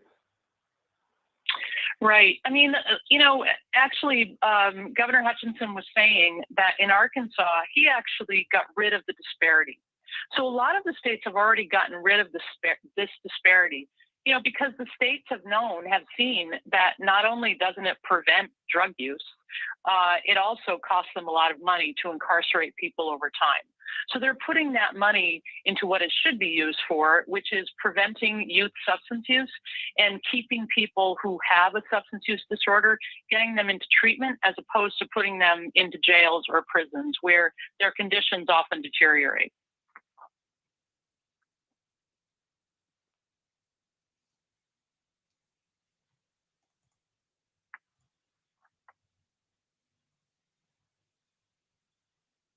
Stand by. Well, Congressman, sorry about that. I had an audio issue here. So Congressman, last question for you. What do you need our audience to do? What should the public be doing right now to push this along? Keep the support, keep the pressure on. Let's keep moving forward. Everybody knows where it's at. We've been negotiating. Like I said, there's been a group of senators, bipartisan on both sides.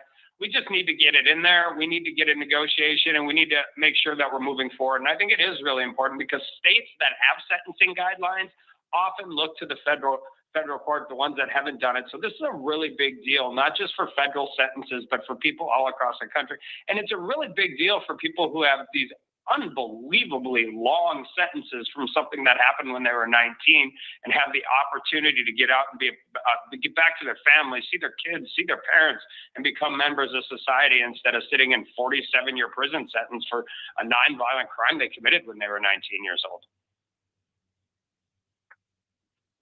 Agree 100%. Regina, LaBelle, thanks a bunch. Congressman Armstrong, thanks a bunch. We appreciate your efforts on this issue. Thank you. Thank you. I want to bring my panel in, Kelly Bethea, communication strategist, Michael Imhotep, host the African History Network show, Joe Richardson, civil rights attorney. Joe, I want to start with you.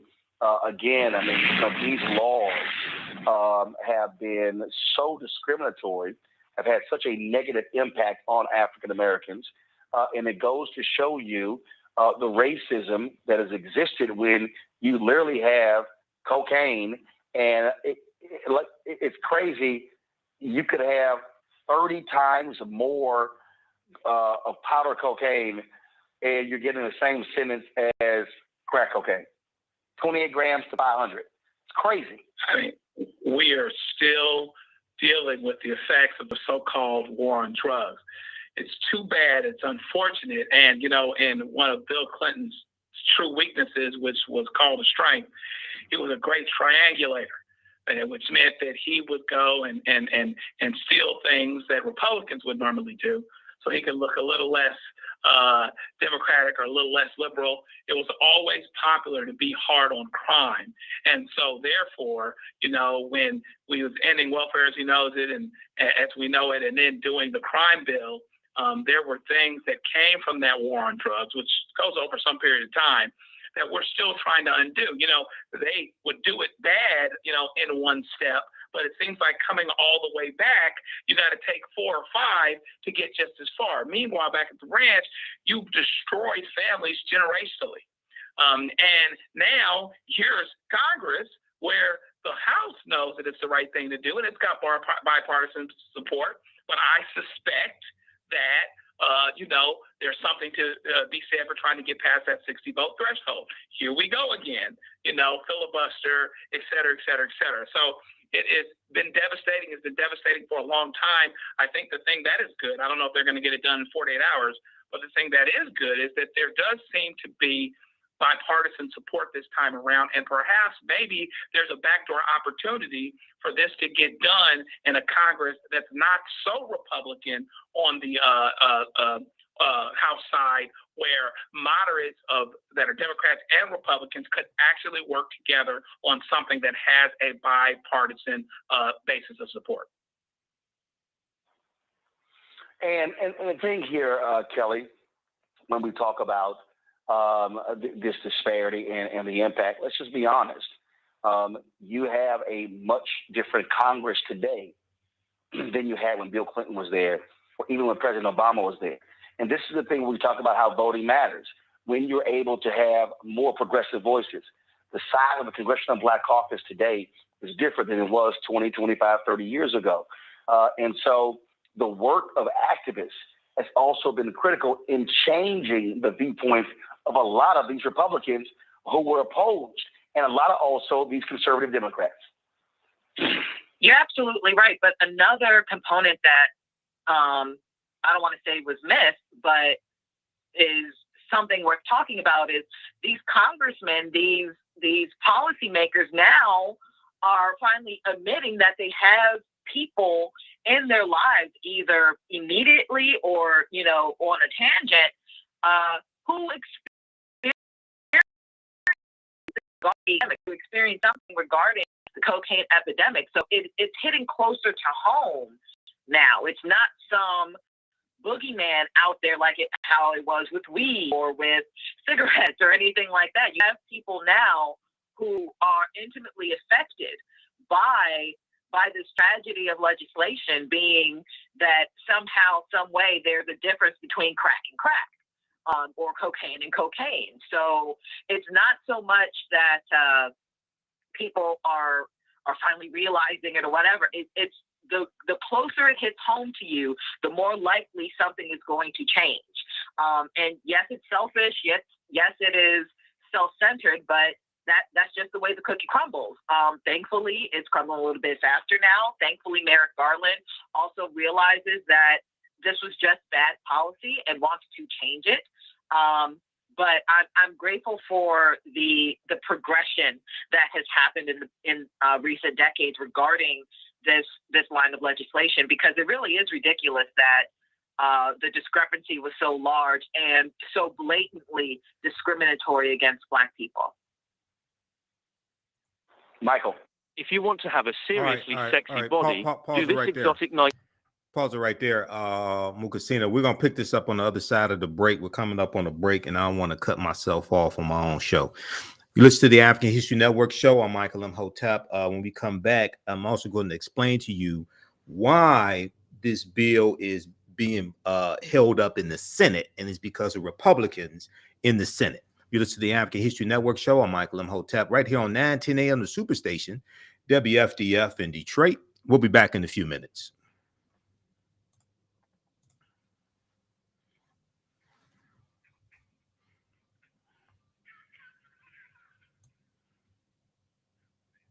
Bathroom break in 4 minutes. Stand by.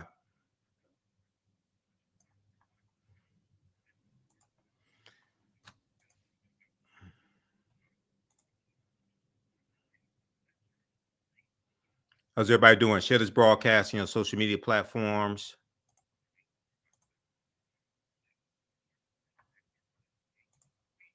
Bathroom break in 4 minutes.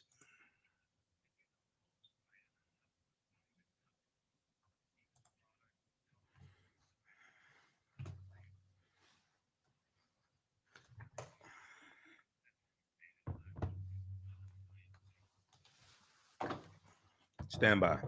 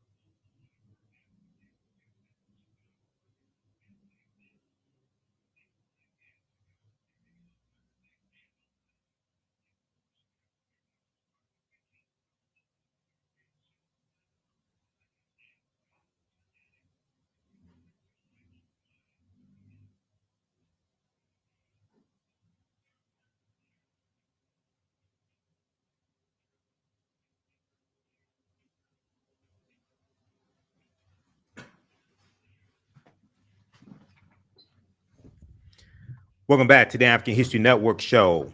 All right. Right before the break, I was sharing with you this clip. Right before the break, I was sharing with you this clip from Friday, December 16th, 2022. This is on Roland Martin Unfiltered. I want to go back to that clip here in just a second here. Okay. If we can you kill the music, please? All right, let's go back to this segment.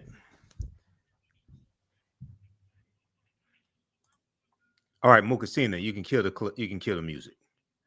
Welcome back to the African History Network show. Okay, right before the break, I was sharing with you this clip from Roland Martin Unfiltered. This was from Friday, December 16th, 2022.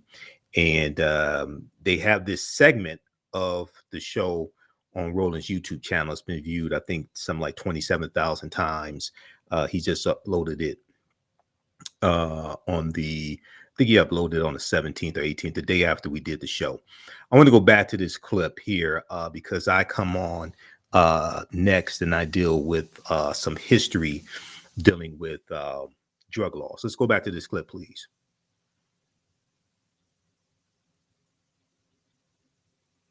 Policy and wants to change it. But I'm grateful for the progression that has happened in recent decades regarding this line of legislation, because it really is ridiculous that the discrepancy was so large and so blatantly discriminatory against Black people. Michael. Yeah, Roland, Attorney Joe Richardson really hit on something that's really important. He said the war on drugs goes back decades before the 1994 crime bill, which is signed into law September 13th, 1994. Actually goes back to June 17th, 1971 under Richard Nixon. And we're going to see the U.S. prison population quadruple from about 1970 to 1993. It goes from about 300,000 to 1.3 million. And John Ehrlichman, who was Richard Nixon's domestic policy advisor. An interview was shared in the April 2016 issue of Harper's Bazaar Weekly. It was called Legalize It All. The article was written by Dan Baum, journalist Dan Baum, and he quoted John Ehrlichman as saying that the war on drugs was really a war on the anti-left, the hippies against the Vietnam War, and the African-American community. And he said that John Ehrlichman told him by associating marijuana with the anti-war left and heroin with the African American community, you could wait up leaders, you can jail them. He talked about how they would run to convince people in the 80s when crack first hit. And we saw story after story after story on the evening news talk crack, how addictive it was, things like that. And this helped to fuel the war. So this is long overdue. And for those that say the Black Caucus don't do anything, I just want them to understand that Senator Cory Booker of the Congressional Black Caucus is a co-sponsor of the Equal Act bill as well. So this is extremely important and it's long overdue. All right, pause it right there. Pause it right there. Okay. All right, pause it right there. Okay, so that was, stop the clip, please. Just a second here.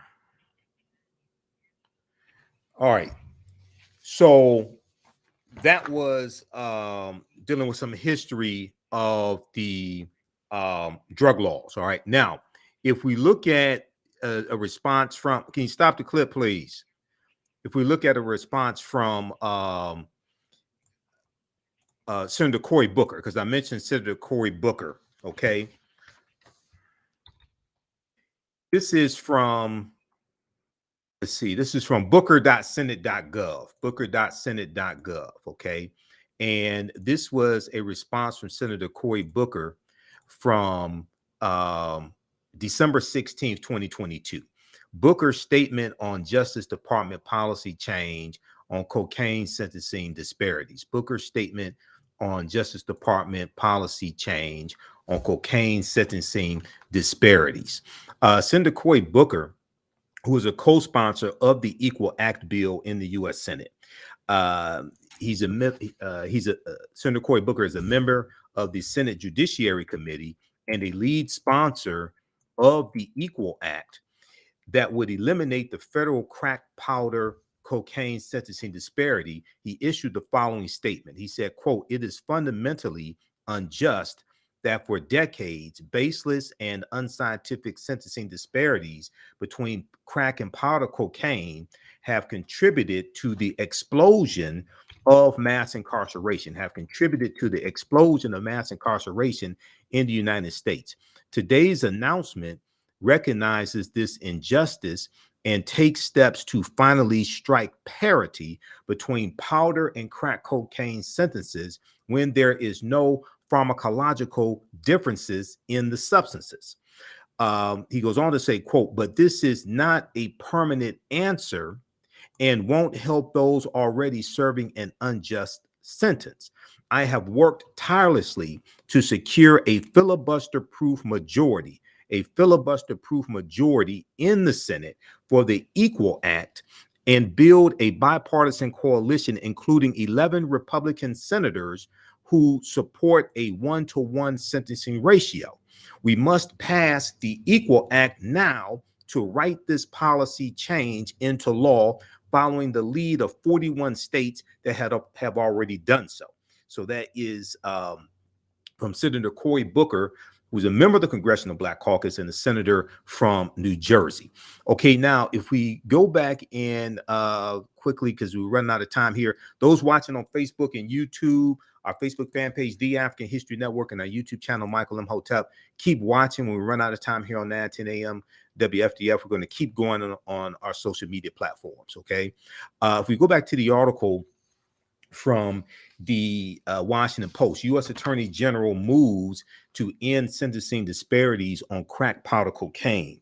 Okay, on page 3 of the article, I want to go down to this here, and it talks about how the move long sought by civil rights advocates comes as the Equal Act, a bill that would eliminate the disparity, has been stalled in the U.S. Senate and amid objections from Republicans after it passed in the House of Representatives in 2021 with bipartisan support.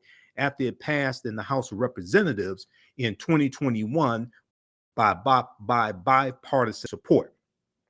Now, Joe Biden, then a U.S. Senator from Delaware, crafted the 1986 crime bill, not 1994, but 1986 crime bill that initially set a 100-to-1 ratio between powder and crack cocaine to trigger mandatory minimum sentences. Now, keep in mind, Biden didn't do all this by himself. It passed both the House and the Senate, and it was signed into law by not a Democratic president, but a Republican president named Ronald Reagan in 1986. Okay. Now, the Fair Sentencing Act of 2010 under President Barack Obama, which passed Congress and Obama signed it into law, reduced the ratio from 100-to-1 to 18-to-1.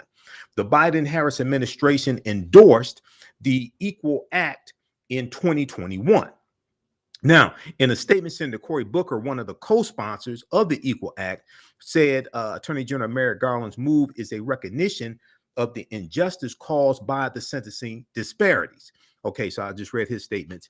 Garland aides say the new guidelines will take effect within 30 days, are part of a broader set of changes the Attorney General is making to the Justice Department's charging policies.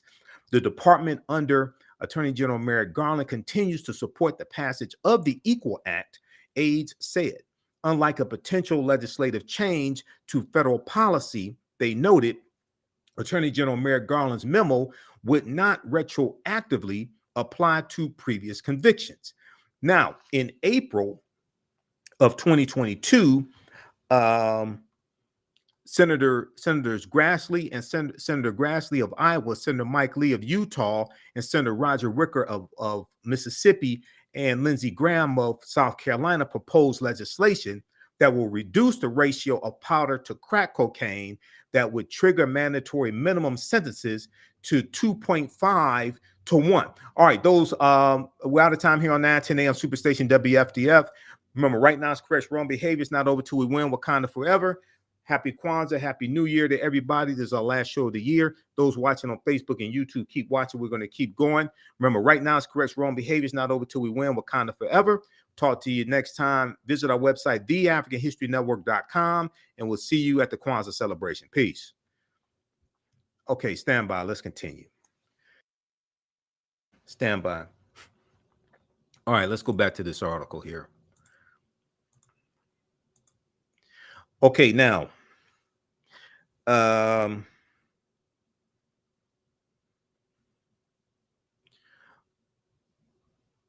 unlike the Equal Act,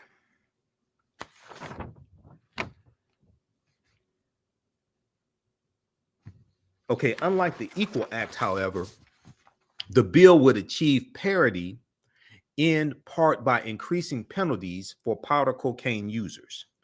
Those Republicans cited an analysis in January 2022 from the U.S. Sentencing Commission that said studies in 2005 and 2010, let me increase the size of this.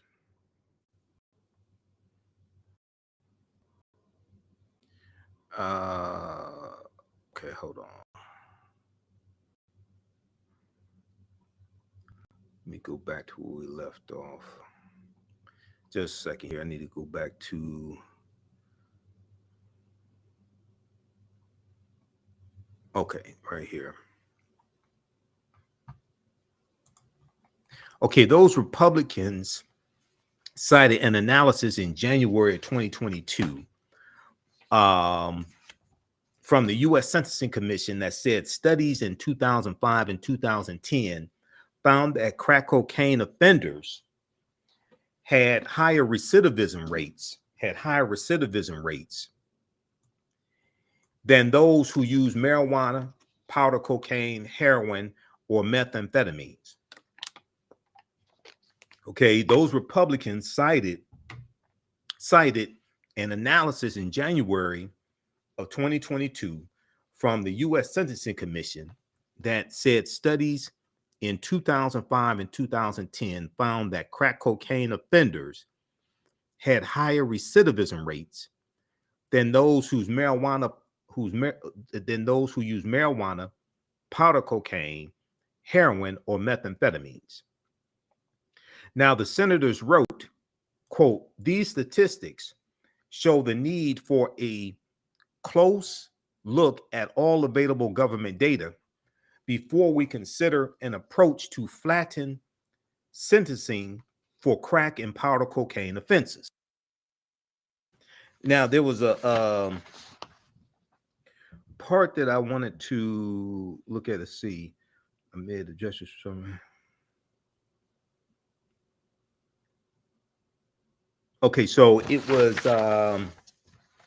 the move long sought by civil rights advocates comes as the Equal Act, a bill that would eliminate the disparity, has been stalled in the Senate amid objections from some Republicans after it passed in the House last year with bipartisan support after it passed in the House in 2021.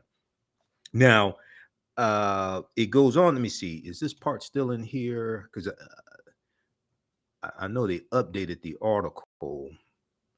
I want to see if this part is still here. Those studies have shown that historically, most crack cocaine users have been white or Hispanic. A report from the U.S. Sentencing Commission last year, 2021, found that 77% of those convicted of crack cocaine trafficking offenses in 2020 were African American.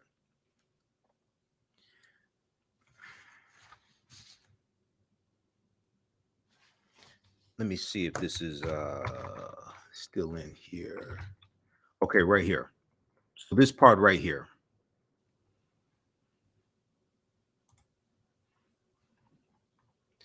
Okay, though studies have shown that historically, most crack cocaine users have been white or Hispanic. A report from the U.S. Sentencing Commission in 2021 found that 77% of those convicted of crack cocaine trafficking offenses in 2020 were African American.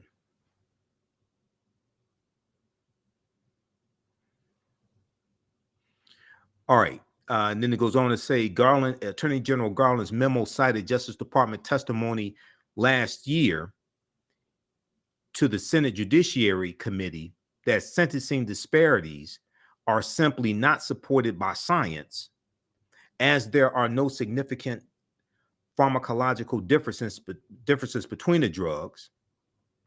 They are two forms of the same drug with powder readily convertible into crack cocaine. Now, federal crack prosecutions have fallen significantly in recent years.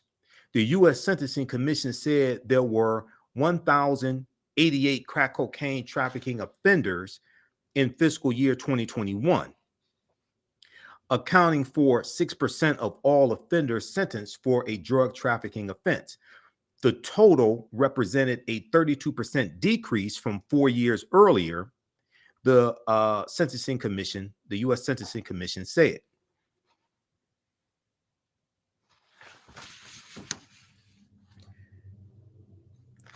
Okay, so read the rest of this article. This is from the Washington Post. U.S. Attorney General moves to end sentencing disparities on crack powder cocaine. U.S. Attorney General moves to end sentencing disparities on crack powder cocaine. This is from December 16th, 2022. All right, now I want to go to this next story. We're going to try to get all this in. How's everybody doing? Give us a thumbs up, give us a heart, give us a like on this broadcast. We have Fly Girl watching. Also, Nikki was watching earlier and didn't get a chance to give a shout out to Nikki, who was watching. I think she was watching on Facebook. Nikki Sapphire, she was watching as well. Give us a thumbs up, give us a heart, give us a like on this broadcast. So there was a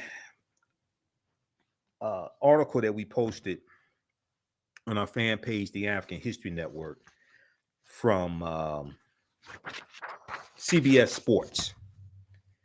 Came out a few days ago, and this dealt with NFL owners get defensive after scouting combine gets compared to slave auction by league exec Troy Vincent. Okay. Now, before we go to that story, I want to go to this story. We're going to talk about that, but I want to go to this story here dealing with Deion Sanders. And there was the press conference that was held before the SWAC conference game between the Eagles and Jackson State University. Okay. And we know Jackson State lost the game. Also in the segment from Roland Martin Unfiltered, where we talked about the Attorney General, there was an article that I referenced from April 2016 from Harper's Magazine. It's called Legalize It All, How to Win the War on Drugs. And this is the article written by Dan Baum, where he reveals in 1994, he interviewed John Ehrlichman, who was Richard Nixon's domestic policy advisor. Okay. And he said in that interview, he said that we knew that he talked about how the war on drugs was a war on the anti-war movement in the African-American community. And in the interview, Dan Baum revealed that John Ehrlichman, Richard Nixon's former domestic policy advisor, said, "You want to know what this is really about? You want to know what this is really about?" Let me go back to this here. Okay. He asked with the bluntness of a man who, after public disgrace, because John Ehrlichman went to federal prison because he was involved in the Watergate scandal. He asked with the bluntness of a man who, after public disgrace and a stretch in federal prison, had little left to protect. He revealed that John Ehrlichman told him, quote, "The Nixon campaign in 1968 and the Nixon White House after that had two enemies, the anti-war left and black people, the anti-war left and black people." You understand what I'm saying? John Ehrlichman asked. "We knew we couldn't make it illegal to be either against the war or black. We knew we could not make it illegal to be either against the Vietnam War or black. But by getting the public to associate the hippies with marijuana and blacks with heroin, and then criminalizing both heavily, criminalizing the hippies who were against the Vietnam War movement and criminalizing the African-American community," he said we could disrupt those communities. We could arrest their leaders, raid their homes, break up their meetings. And this is one of the most important things he said here, very strategic, and vilify them night after night on the evening news, and vilify them night after night on the evening news. Did we know we were lying about drugs? Of course we did, end quote. Read the rest of this article here called Legalize It All, April 2016 cover story for Harper's Magazine. written by Dan Baum. This is what I talked about on Roland Martin Unfiltered. Okay, now, I want to go to this clip here. This is from the press conference that Deion Sanders did, prime time. Okay. And he is talking about criticism from people. And most of these people criticizing him and doing interviews, all this stuff, running them out. Most of these people have not talked to Deion Sanders. And a lot of them are projecting onto Deion Sanders what they wanted him to do. A lot of people who are criticizing him are projecting onto Deion Sanders what their desire for him to do is, as opposed to listening to what he says his purpose is. And he said something to the effect, they supported me when I said God led me to Jackson State University, to HBCU, but don't support him when he says the same God led him to Colorado. So I guess maybe they support one guy, but not the other guy, or something like that. Or I don't know what the hell they're talking about. But anyway, let's go to this clip here. Let me cue this up. Okay. Him leaving Jackson State after 3 years, become the head coach of the University of Colorado, HBCU, to a PWI. Here's prime time. Let's get the cat out of the bag, man. Let's go ahead and talk about that. You're right on all accounts. I appreciate you. Never once did I say they're going to put a tombstone with my name on it at Jackson State, so I wasn't going to die here. Y'all know that. Everything I said I would do, I did. Everything I said I wanted to happen, I tried my darnest to make it happen. We've exceeded, I think, expectations in some realm. But when I don't fit into someone else's plan and purpose, now there's ridicule. But you forgot about my plan and God's purpose.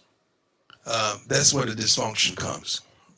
I reached the point where I said to myself, we're going to go out there and recruit another great class, and we were, and TC will, and we're going to win again.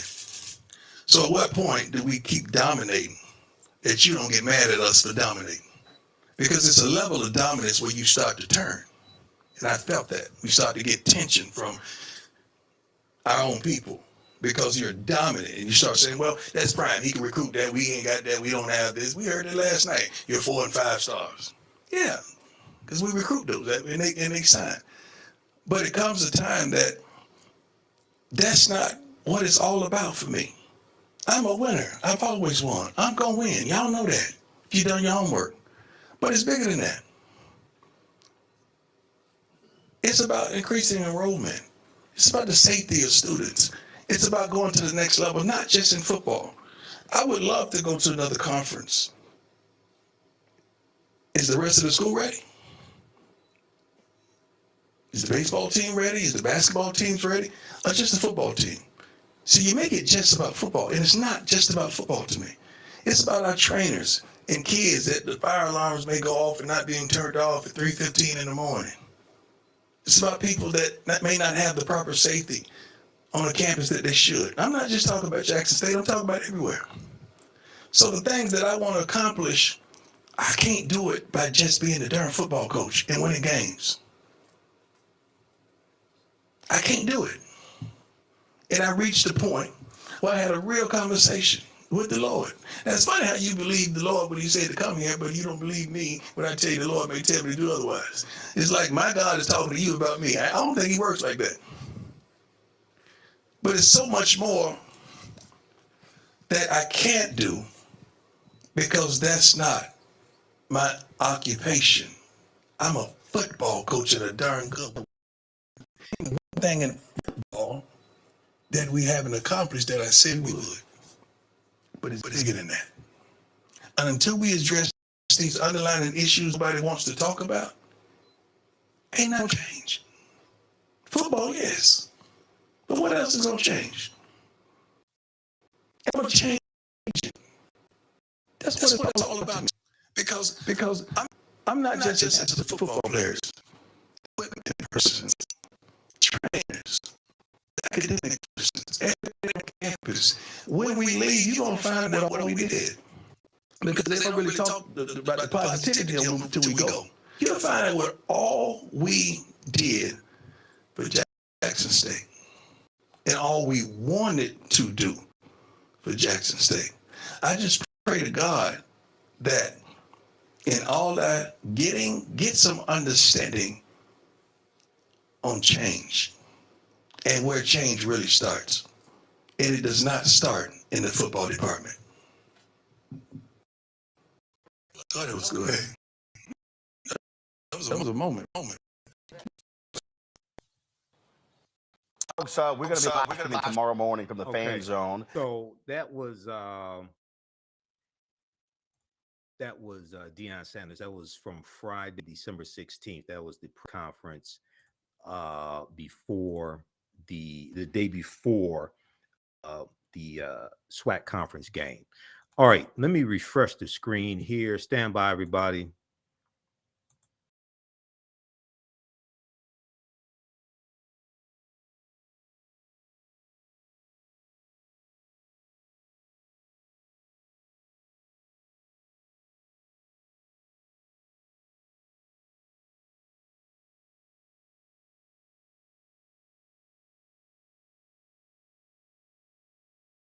What happened? Okay, we're back. Yeah, to refresh the screen, have some technical difficulties. I have to get a new laptop. This laptop that I have is not the right type of laptop I need to do this type of broadcasting. When this laptop went down on me a few months ago, and I had to take it in to get it serviced. Luckily, I have a 4-year warranty on it. I bought this from Staples. I talked to the guy who who's the tech repair person there at Staples, and he said I explained to him what I do, and he said I need to get a gaming laptop, which has more memory, is faster, and when I broadcast, but also when I edit video, that editing video takes up a lot of the CPU power, the capacity. So I need to get a gaming laptop. So that's something I'm focused on doing in the new year. But I want to go to this story here. This is from CBS News, CBS Sports. And we posted the story on our Facebook fan page, the African History Network. This article came out December 15th, Thursday, December 15th, 2022. And it's gotten over 800 likes. It's gotten hundreds of comments. NFL owners get defensive after scouting combine gets compared to slave auction by league exec Troy Vincent. Okay, now Troy Vincent is African-American male, and he told the truth. But just like the movie, A Few Good Men, I think it is, some people can't handle the truth. Some people can't handle the truth. So there have been other people who have made this analogy in the past, but Troy Vincent said this in a meeting with the team owners. It said it to their face. Vincent was criticizing the evolving process for measuring and analyzing draft prospects. Now, this is a good article written by Jonathan Jones for CBSSports.com. So if we look at this quickly here, now here's Troy Vincent. Okay, he's an African-American man, and he told the truth. Now, several team owners took offense on Wednesday, and that was Wednesday, December 14th. Okay, Wednesday, December 14th. Several team owners took offense Wednesday at league meetings when NFL Executive Vice President of Football Operations, Troy Vincent, referred to the NFL Scouting Combine as having characteristics of a slave auction. Multiple people present in the room told CBS News. Now, Troy Vincent spoke to ownership of the teams, NFL ownership, NFL team owners, Wednesday morning, announcing changes to the combine that would involve less tedious medical evaluation, a less tedious medical evaluation process, and a closer look at questions teams ask of draft prospects. The combine and other pre-draft evaluations have been criticized for what some consider dehumanizing methods of getting information about players. Now, Troy Vincent told media later in the day, quote, "We just feel like the overall experience, talking to players, we can be better in that particular aspect. We just feel like the overall experience, talking to the players, we can be better in that particular aspect." He went on to say, quote, so there was, I would say, a good discussion around what that looks like, where we could be, keeping in mind that the combine is the player's first experience with the National Football League, the NFL. And in that experience, there has to be dignity. In that experience, there has to be dignity. He said it's a great opportunity for the young men, but there has to be some form of dignity and level of dignity and respect as they go through that process. That was the overall theme around our combine discussion. Now, sources within the ownership meeting revealed details of what Troy Vincent said among team owners that included the reference to a slave auction. Now, in the meeting, Troy Vincent's comments drew an immediate response from Atlanta Falcons owner Arthur Blank, who stood up and registered his offense according to sources. Atlanta Falcons owner Arthur Blank, who has a strong record on diversity and inclusion over his 2 decades in the NFL, took umbrage with the idea that he was either taking part in or helping to prop up an event that could be considered racist. Just because you have a strong record on diversity and inclusion, that doesn't mean that you are not taking place in a practice that is that can be considered racist or has racist overtones. Okay, both things can be true at the same time. So when we have people like Arthur Blank who take offense to something like that, we have to let them know that you may mean well, but you are still participating in a practice that can be dehumanizing at the same time. Now, Cowboys owner Jerry Jones followed Arthur Blank on the microphone. According to sources, Jerry Jones, owner of the Dallas Cowboys, talked about the quote-unquote privilege of playing in the NFL. Now, a Cowboys spokesman said Jerry Jones didn't say quote-unquote privilege, but instead said opportunity. He noted how many thousands of college football players there are, how only roughly 300 get invited to the combine and how even fewer get drafted. But still, Jerry Jones, who had a problem with his players taking a knee in support of Colin Kaepernick's protest and protesting against racism, okay? And we just talked about Jerry Jones as well. There was a story. There was a story from a couple weeks ago, and I'm trying to remember what that story was. But there's a story from a couple weeks ago where we talked about Jerry Jones as well. I don't remember which story that was. Let's see here. What was that?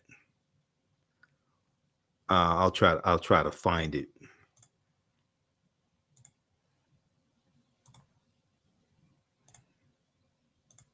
Let me see. Hold on. Let me go over to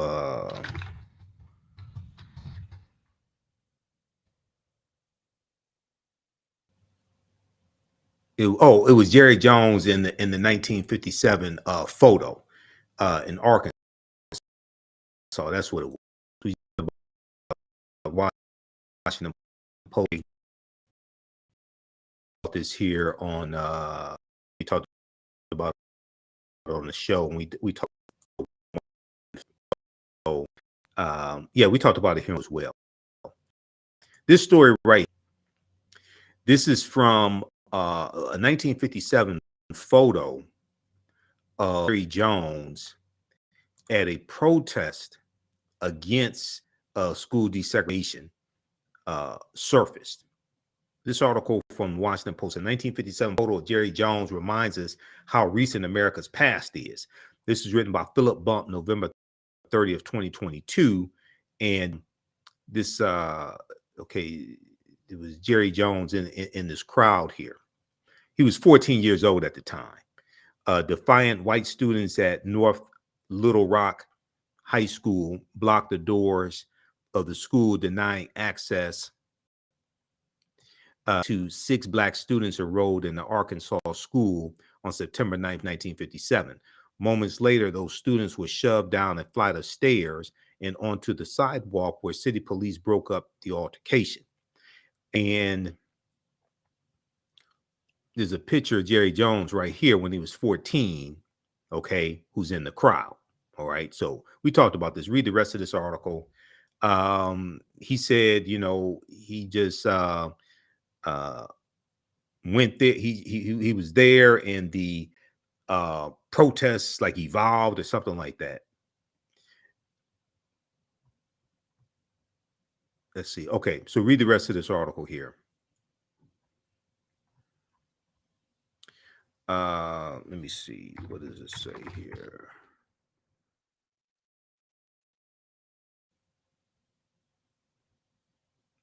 On September 9th, 1957, Jerry Jones was one of a few dozen white teenagers who confronted a group of black students outside the doors of Little Rock High School in Arkansas. A photograph of the encounter taken by a photographer for the Associated Press centers on 2 white students, one laughing, one with a cigarette in his snarl, staring down one of the black students. Shortly after the photo was taken, the black students were pushed back down the stairs to the street, their effort to integrate the school rejected by force, at least for the time being. And in the background, a few feet behind the snarling kid, you see Jerry Jones. Yeah, we talked about this on Faraji Muhammad's show, The Culture. That's where it was. Now, they have a statement here from Jerry Jones. And let's see here.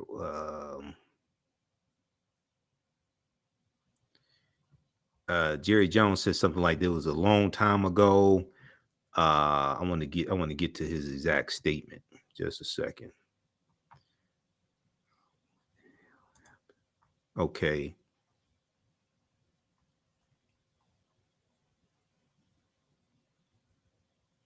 All right, it's in the article. I can't find it right now, but Jerry Jones made a statement something like, "That was a long time ago," and he was 14 years old, and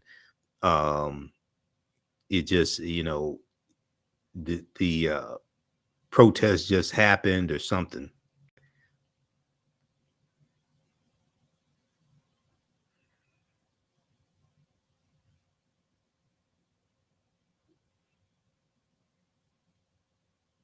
All right, let's continue.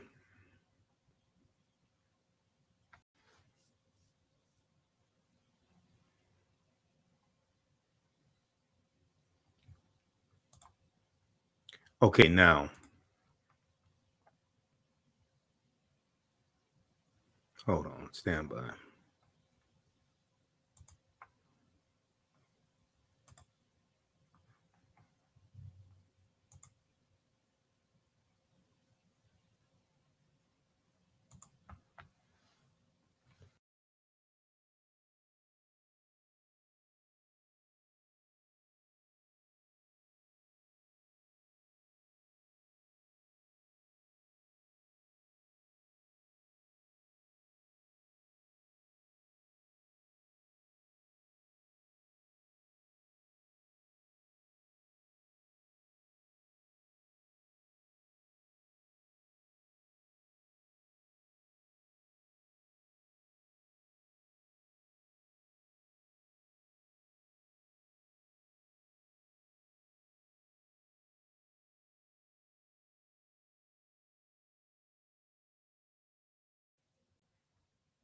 Okay, we're back.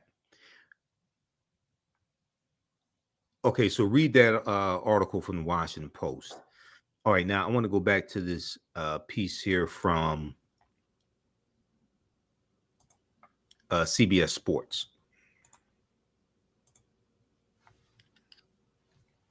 All right, now this article from CBS Sports, he noted how many, Jerry Jones noted how many thousands of college football players there are, how only roughly 300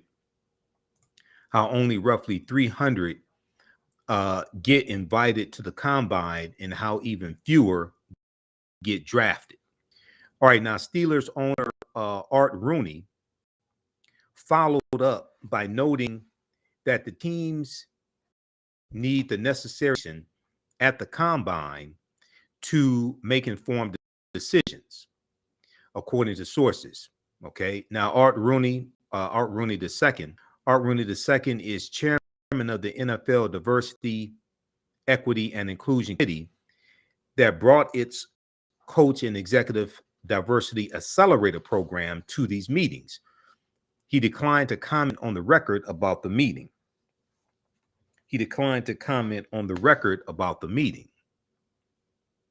Then Bills owner Terry Pegula took to the microphone to make a point that confused many in the room.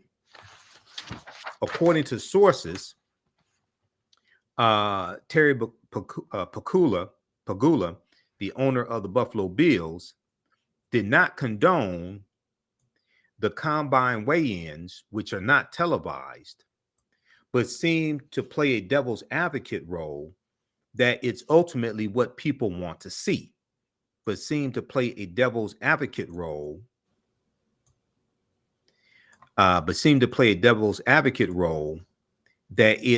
it's ultimately what people want to see.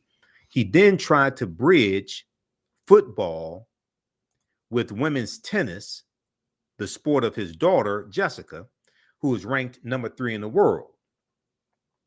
Now, the Buffalo Bills owner appeared to bemoan the sometimes revealing outfits that he said women tennis players are encouraged to wear. Some sources construed his comments to mean that sports all have some level of exploitation. Another source simply called them incoherent. Another source simply called his comments incoherent. The conversation came to an end shortly after Terry Pegula's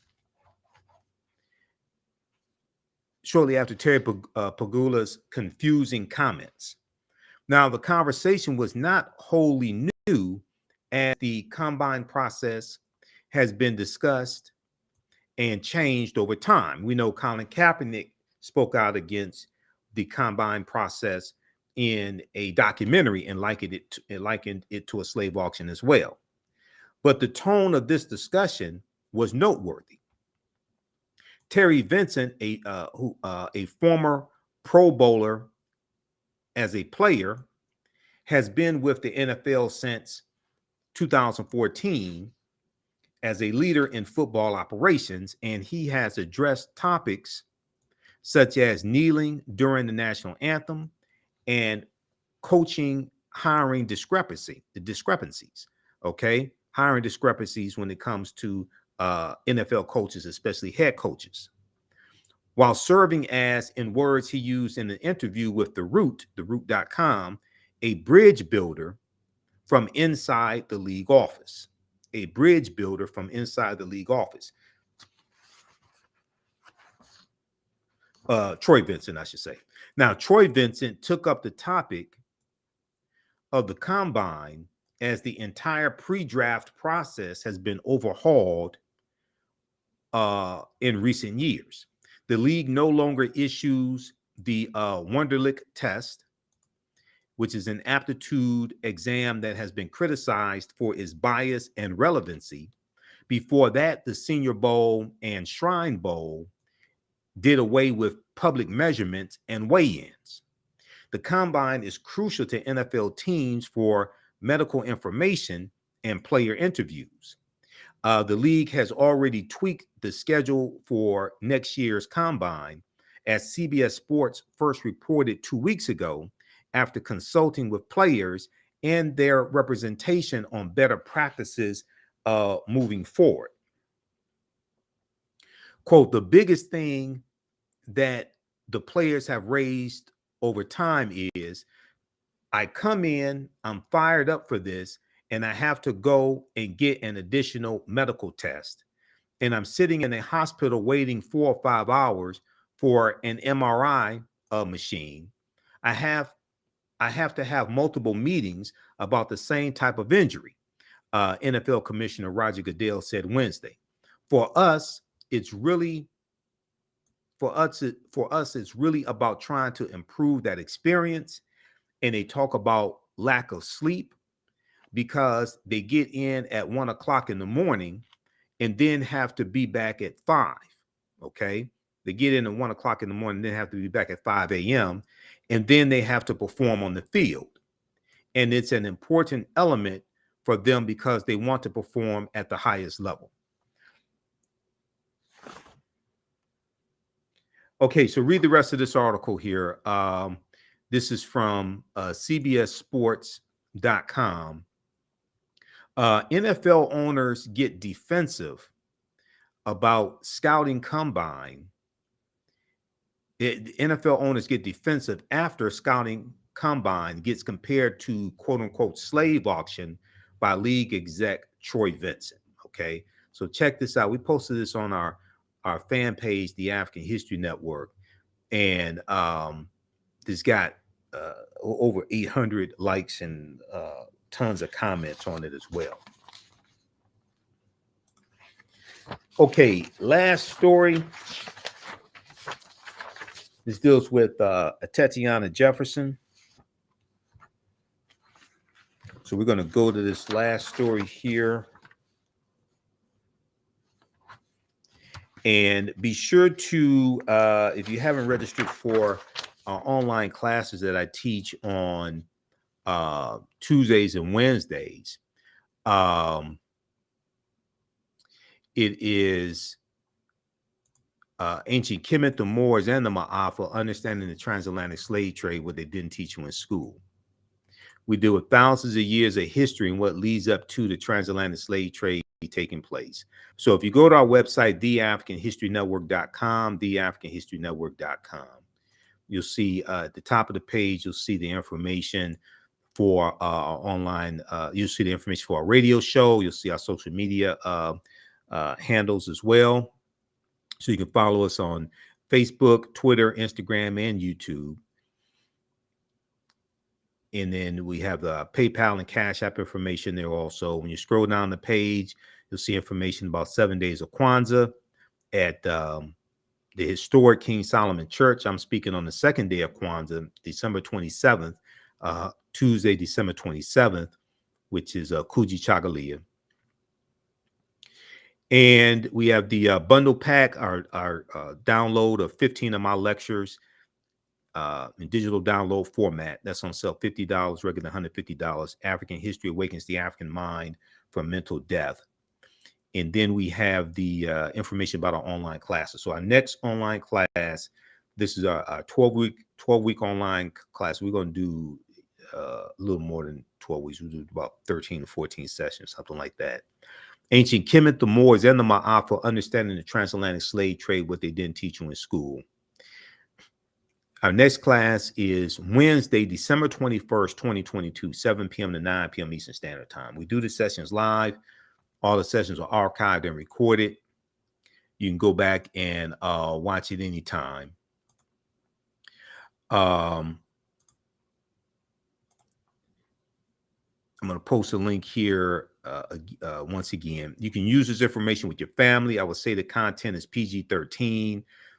You can use this with children also.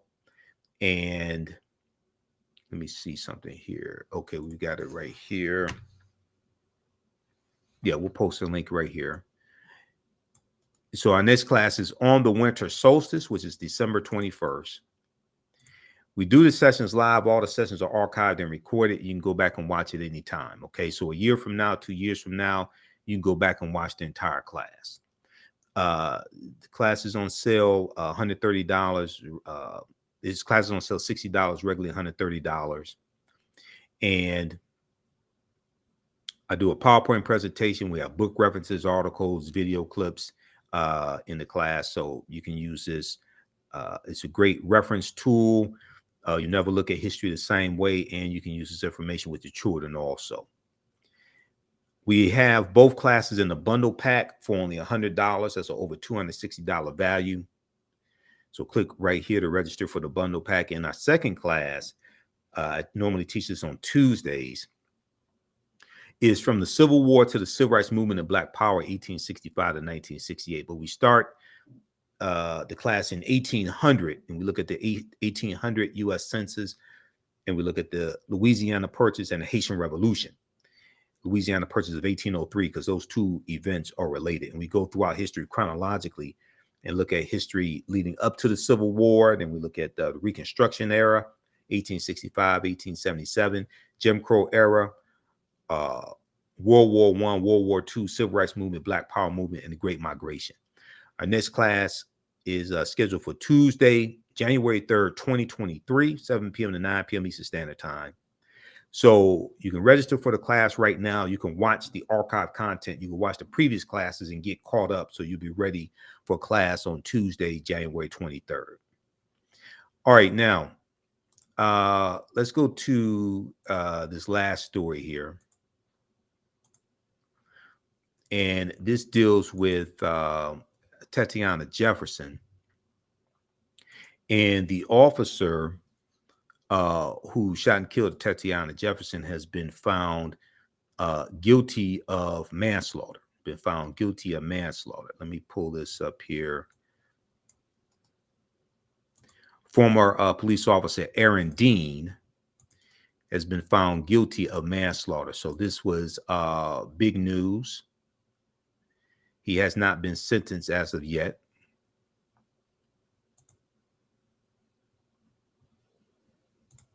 There's a good article on this from NBCnews.com. Also, I want to go to this clip from NBC Now.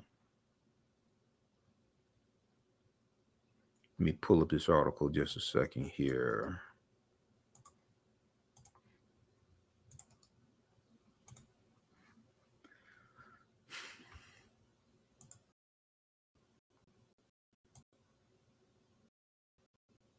Okay, let's pull up this.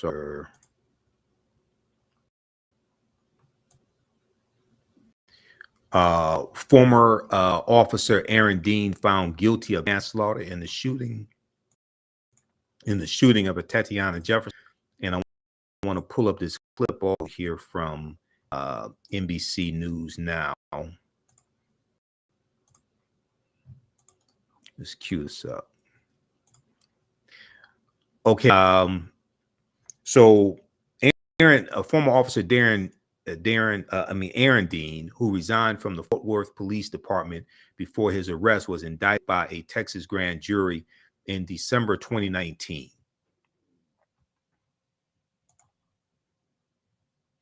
Now, this article is from December 15, 2022.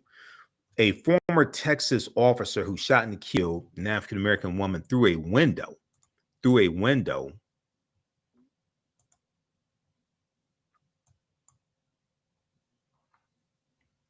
shot and killed an African-American woman through a window in her home in October 2019 was found guilty of manslaughter on Thursday. Aaron Dean, a former white police officer, a white Fort Worth, Texas police officer, fatally shot at Tatiana Jefferson, who was 28 years old and a legal gun owner, by the way, who had been playing video games at home with her 8-year-old nephew. Now, Officer Aaron Dean was responding to Jefferson's home after a concerned neighbor called a non-emergency line around 2 a.m. to say he had noticed an open front door. Quote, the jury, which could have found Aaron Dean guilty of murder, announced its verdict after having deliberated for about 13 hours. He faces between 2 to 20 years in prison for the manslaughter conviction. Okay, he faces between 2 to 20 years in prison for the manslaughter conviction. Now, the jury will decide Aaron Dean's sentence after it hears from prosecutors and Dean's defense team during the punishment phase. Okay, I want to go to this clip here from NBC News Now that talks about the conviction. Some breaking news. The jury in the trial of the police officer who shot Tatiana Jefferson has reached a verdict. Former Texas police officer Aaron Dean has been convicted of manslaughter. Dean fatally shot Jefferson at her home in Fort Worth. Joining us now is NBC News legal analyst Danny Ceballos. Danny, you've also been watching this trial closely. Your thoughts, your reaction to the verdict here? Not too surprising. Look, it's much more difficult to convict police officers because they're the people in society that we deputize to go out and use force. They're armed, they patrol. So it's always a different case. Police officers always have a better shot at a self-defense claim. So this was anyone's game, the prosecution or the defense. But once the jury got that lesser included option of manslaughter, then that upped the odds that this defendant would be convicted of something. So instead of being convicted of murder, which requires intent to kill, in Texas, he's now convicted of manslaughter, which just requires recklessness. In other words, that there was a risk and that the defendant consciously and unjustifiably disregarded that risk. The difference in penalties, very significant. Murder is 5 to 99 years or life, whereas manslaughter in Texas is a minimum of 2 years, and I believe up to 20 years. So very significant difference in sentencing. Danny, can you take us back a couple steps and remind us the sequence of events here and why the guilty? Yeah, victim. You mean the facts? Victim the facts of the case, was at home. Yeah, victim was at home with a child. They had opened the doors. I believe it was because of the smell of a burnt hamburger. Police responded. The officer testified, and you're seeing this a lot more in high-profile cases, particularly police officer self-defense cases, took the stand. You don't see that statistically very often, but you're seeing it more and more in high-profile self-defense cases. The officer took the stand and explained that he did think that there was a gun being pointed at him. The problem is the prosecution's evidence tended to show the opposite, that in fact he did not have reason to think or think that the gun was being pointed at him. So it really became a credibility determination, and it looks like the jury concluded that he did not have the intent to kill, but rather just acted so recklessly that it justified a manslaughter conviction. Would you anticipate an appeal of this verdict, Danny, or is this the sort of thing where the outcome is not likely to change? Well, those are two different questions. Yes, absolutely, he will appeal. Everyone appeals their conviction at jury trial. Whether or not it's successful, the straight up odds of any appeal being successful, they're always against a criminal defendant who is convicted by a jury. But you never know. There might be something in the jury instructions that the defense is a little hinky, and they may be able to convince an appeals court that he at least deserves a new trial, if not vacating the conviction completely. All right, so that was from NBC News, NBC News Now, and that clip is in this article as well. If we go back to this article briefly here, Fort Worth Mayor Maddie Parker said in a statement Thursday afternoon, today's verdict provides a measure of justice. Today's verdict provides a measure of justice, though it does not change the fact that a tragedy occurred that should have never happened. This tragedy for me has always been about Tatiana Jefferson, about her life as a daughter, sister, and aunt, and her lasting legacy. Mayor Maddie Parker said in the statement, many people in our community are hurting, and we must come together with compassion and grace. Our prayers are with the jury as they continue their service in the sentencing phase, end quote. Now, Tarrant County Prosecutor Ashleah Denner, D-E-E-N-E-R, said Wednesday during closing arguments that Tatiana Jefferson acted reasonably and within her rights to protect herself and her nephew. Her nephew's name is Zion Carr. When she heard noises outside her home in the middle of the night and got hold of her gun, and she did not know police officers were at her residence. Okay, and she was once again a legal gun owner. Quote, we have not seen one shred of evidence that anything Tatiana did was unlawful. In fact, we heard quite the opposite. She said, Tatiana Jefferson did not commit any criminal acts. She did not commit any criminal acts by walking up to the window with her gun, thinking someone was outside. It's what many of us would do. That's what you would expect us to do to try to protect ourselves, and in this case, Zion as well, end quote. Now, Bob Gill, a defense attorney for Officer Aaron Dean, former Officer Aaron Dean, said that while Tatiana Jefferson's death was tragic, quote, a tragedy doesn't always equal a crime. A tragedy doesn't always equal a crime. And the former officer was acting in self-defense when he shot Tatiana Jefferson after he saw a gun in the window. Now, defense attorney Bob Gill said Tatiana had the right to protect herself and her home, quote, up until the point that she pointed a firearm at a Fort Worth police officer, end quote.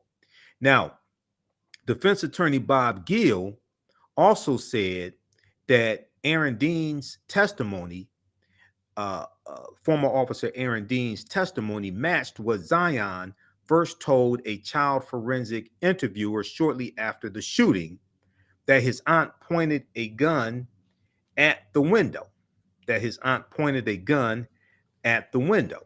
During the trial, Zion testified instead that when his aunt was shot, her gun was still by her side.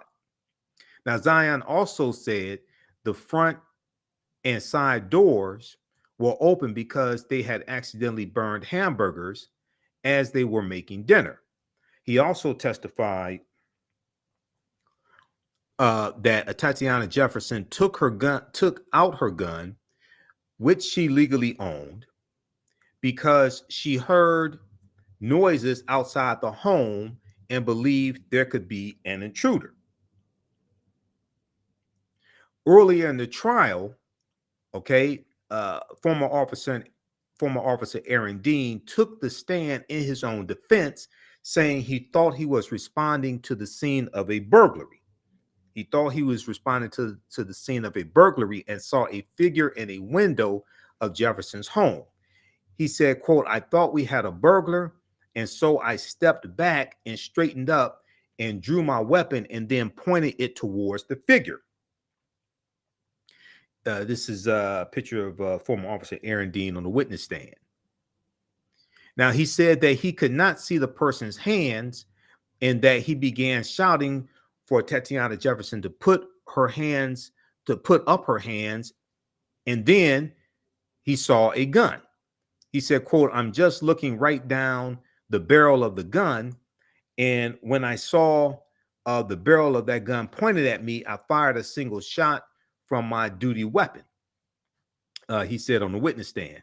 Now, prosecutors say evidence in the trial showed that former officer Aaron Dean did not see a gun in Tatiana Jefferson's hands as he claims.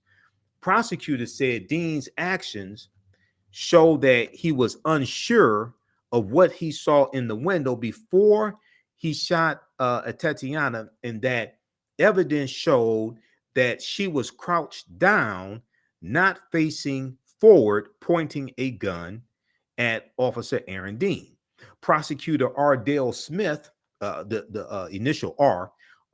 Dale Smith, sought in his rebuttal Wednesday to cast doubt on former officer Aaron Dean's testimony about seeing a gun before he shot Tatiana Jefferson, saying that after Dean shot her, he continued to stand in front of the window and did not tell his partner when they entered the home that he had seen a weapon, quote, because he wasn't sure what was on the other side of that window, end quote.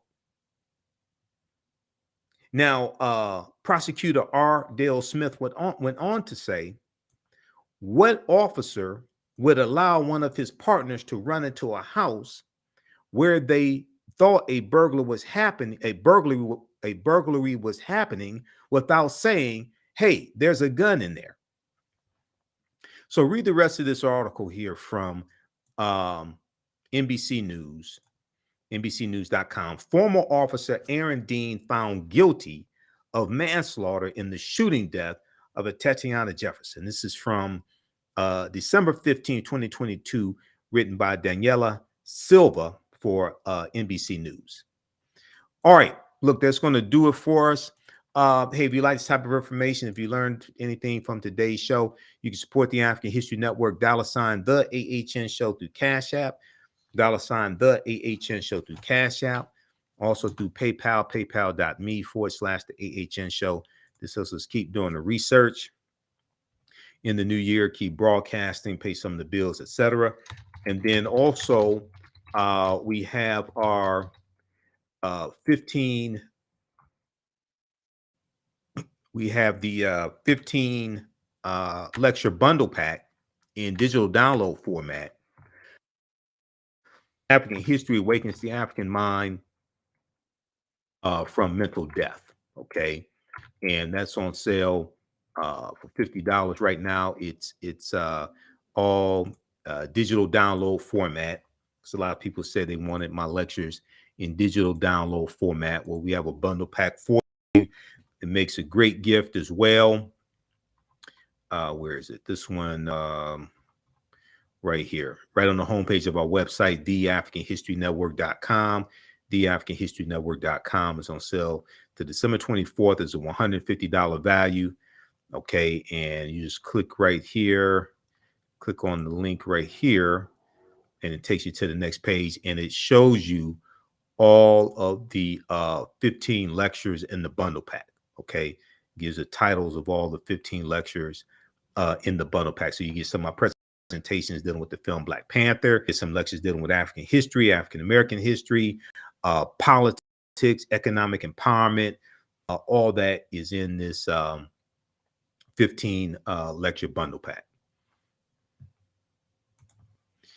All right, and we'll post a link here on the thread of the broadcast. Now we do have the bundle pack in DVD format as well, and that's at our website also.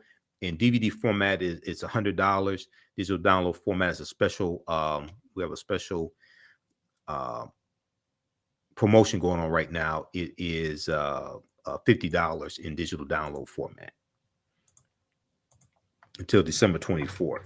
Okay, so we posted a link there as well. Look, we have to get out of here. Remember, the African History Network, we focus on educating, empowering, and inspiring people of African descent throughout the diaspora and around the world, because right now it's corrects wrong behavior. It's not over till we win. We're kind of forever.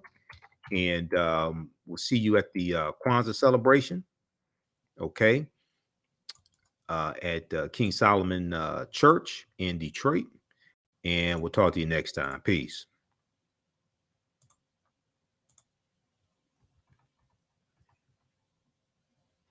All right, thanks for joining us today, everybody. Follow us on our fan page, The African History Network, The African History Network, our YouTube channel, Michael Imhotep, IMHOTEP. Turn on live notifications so you know when we go live. Follow us also, Michael Imhotep.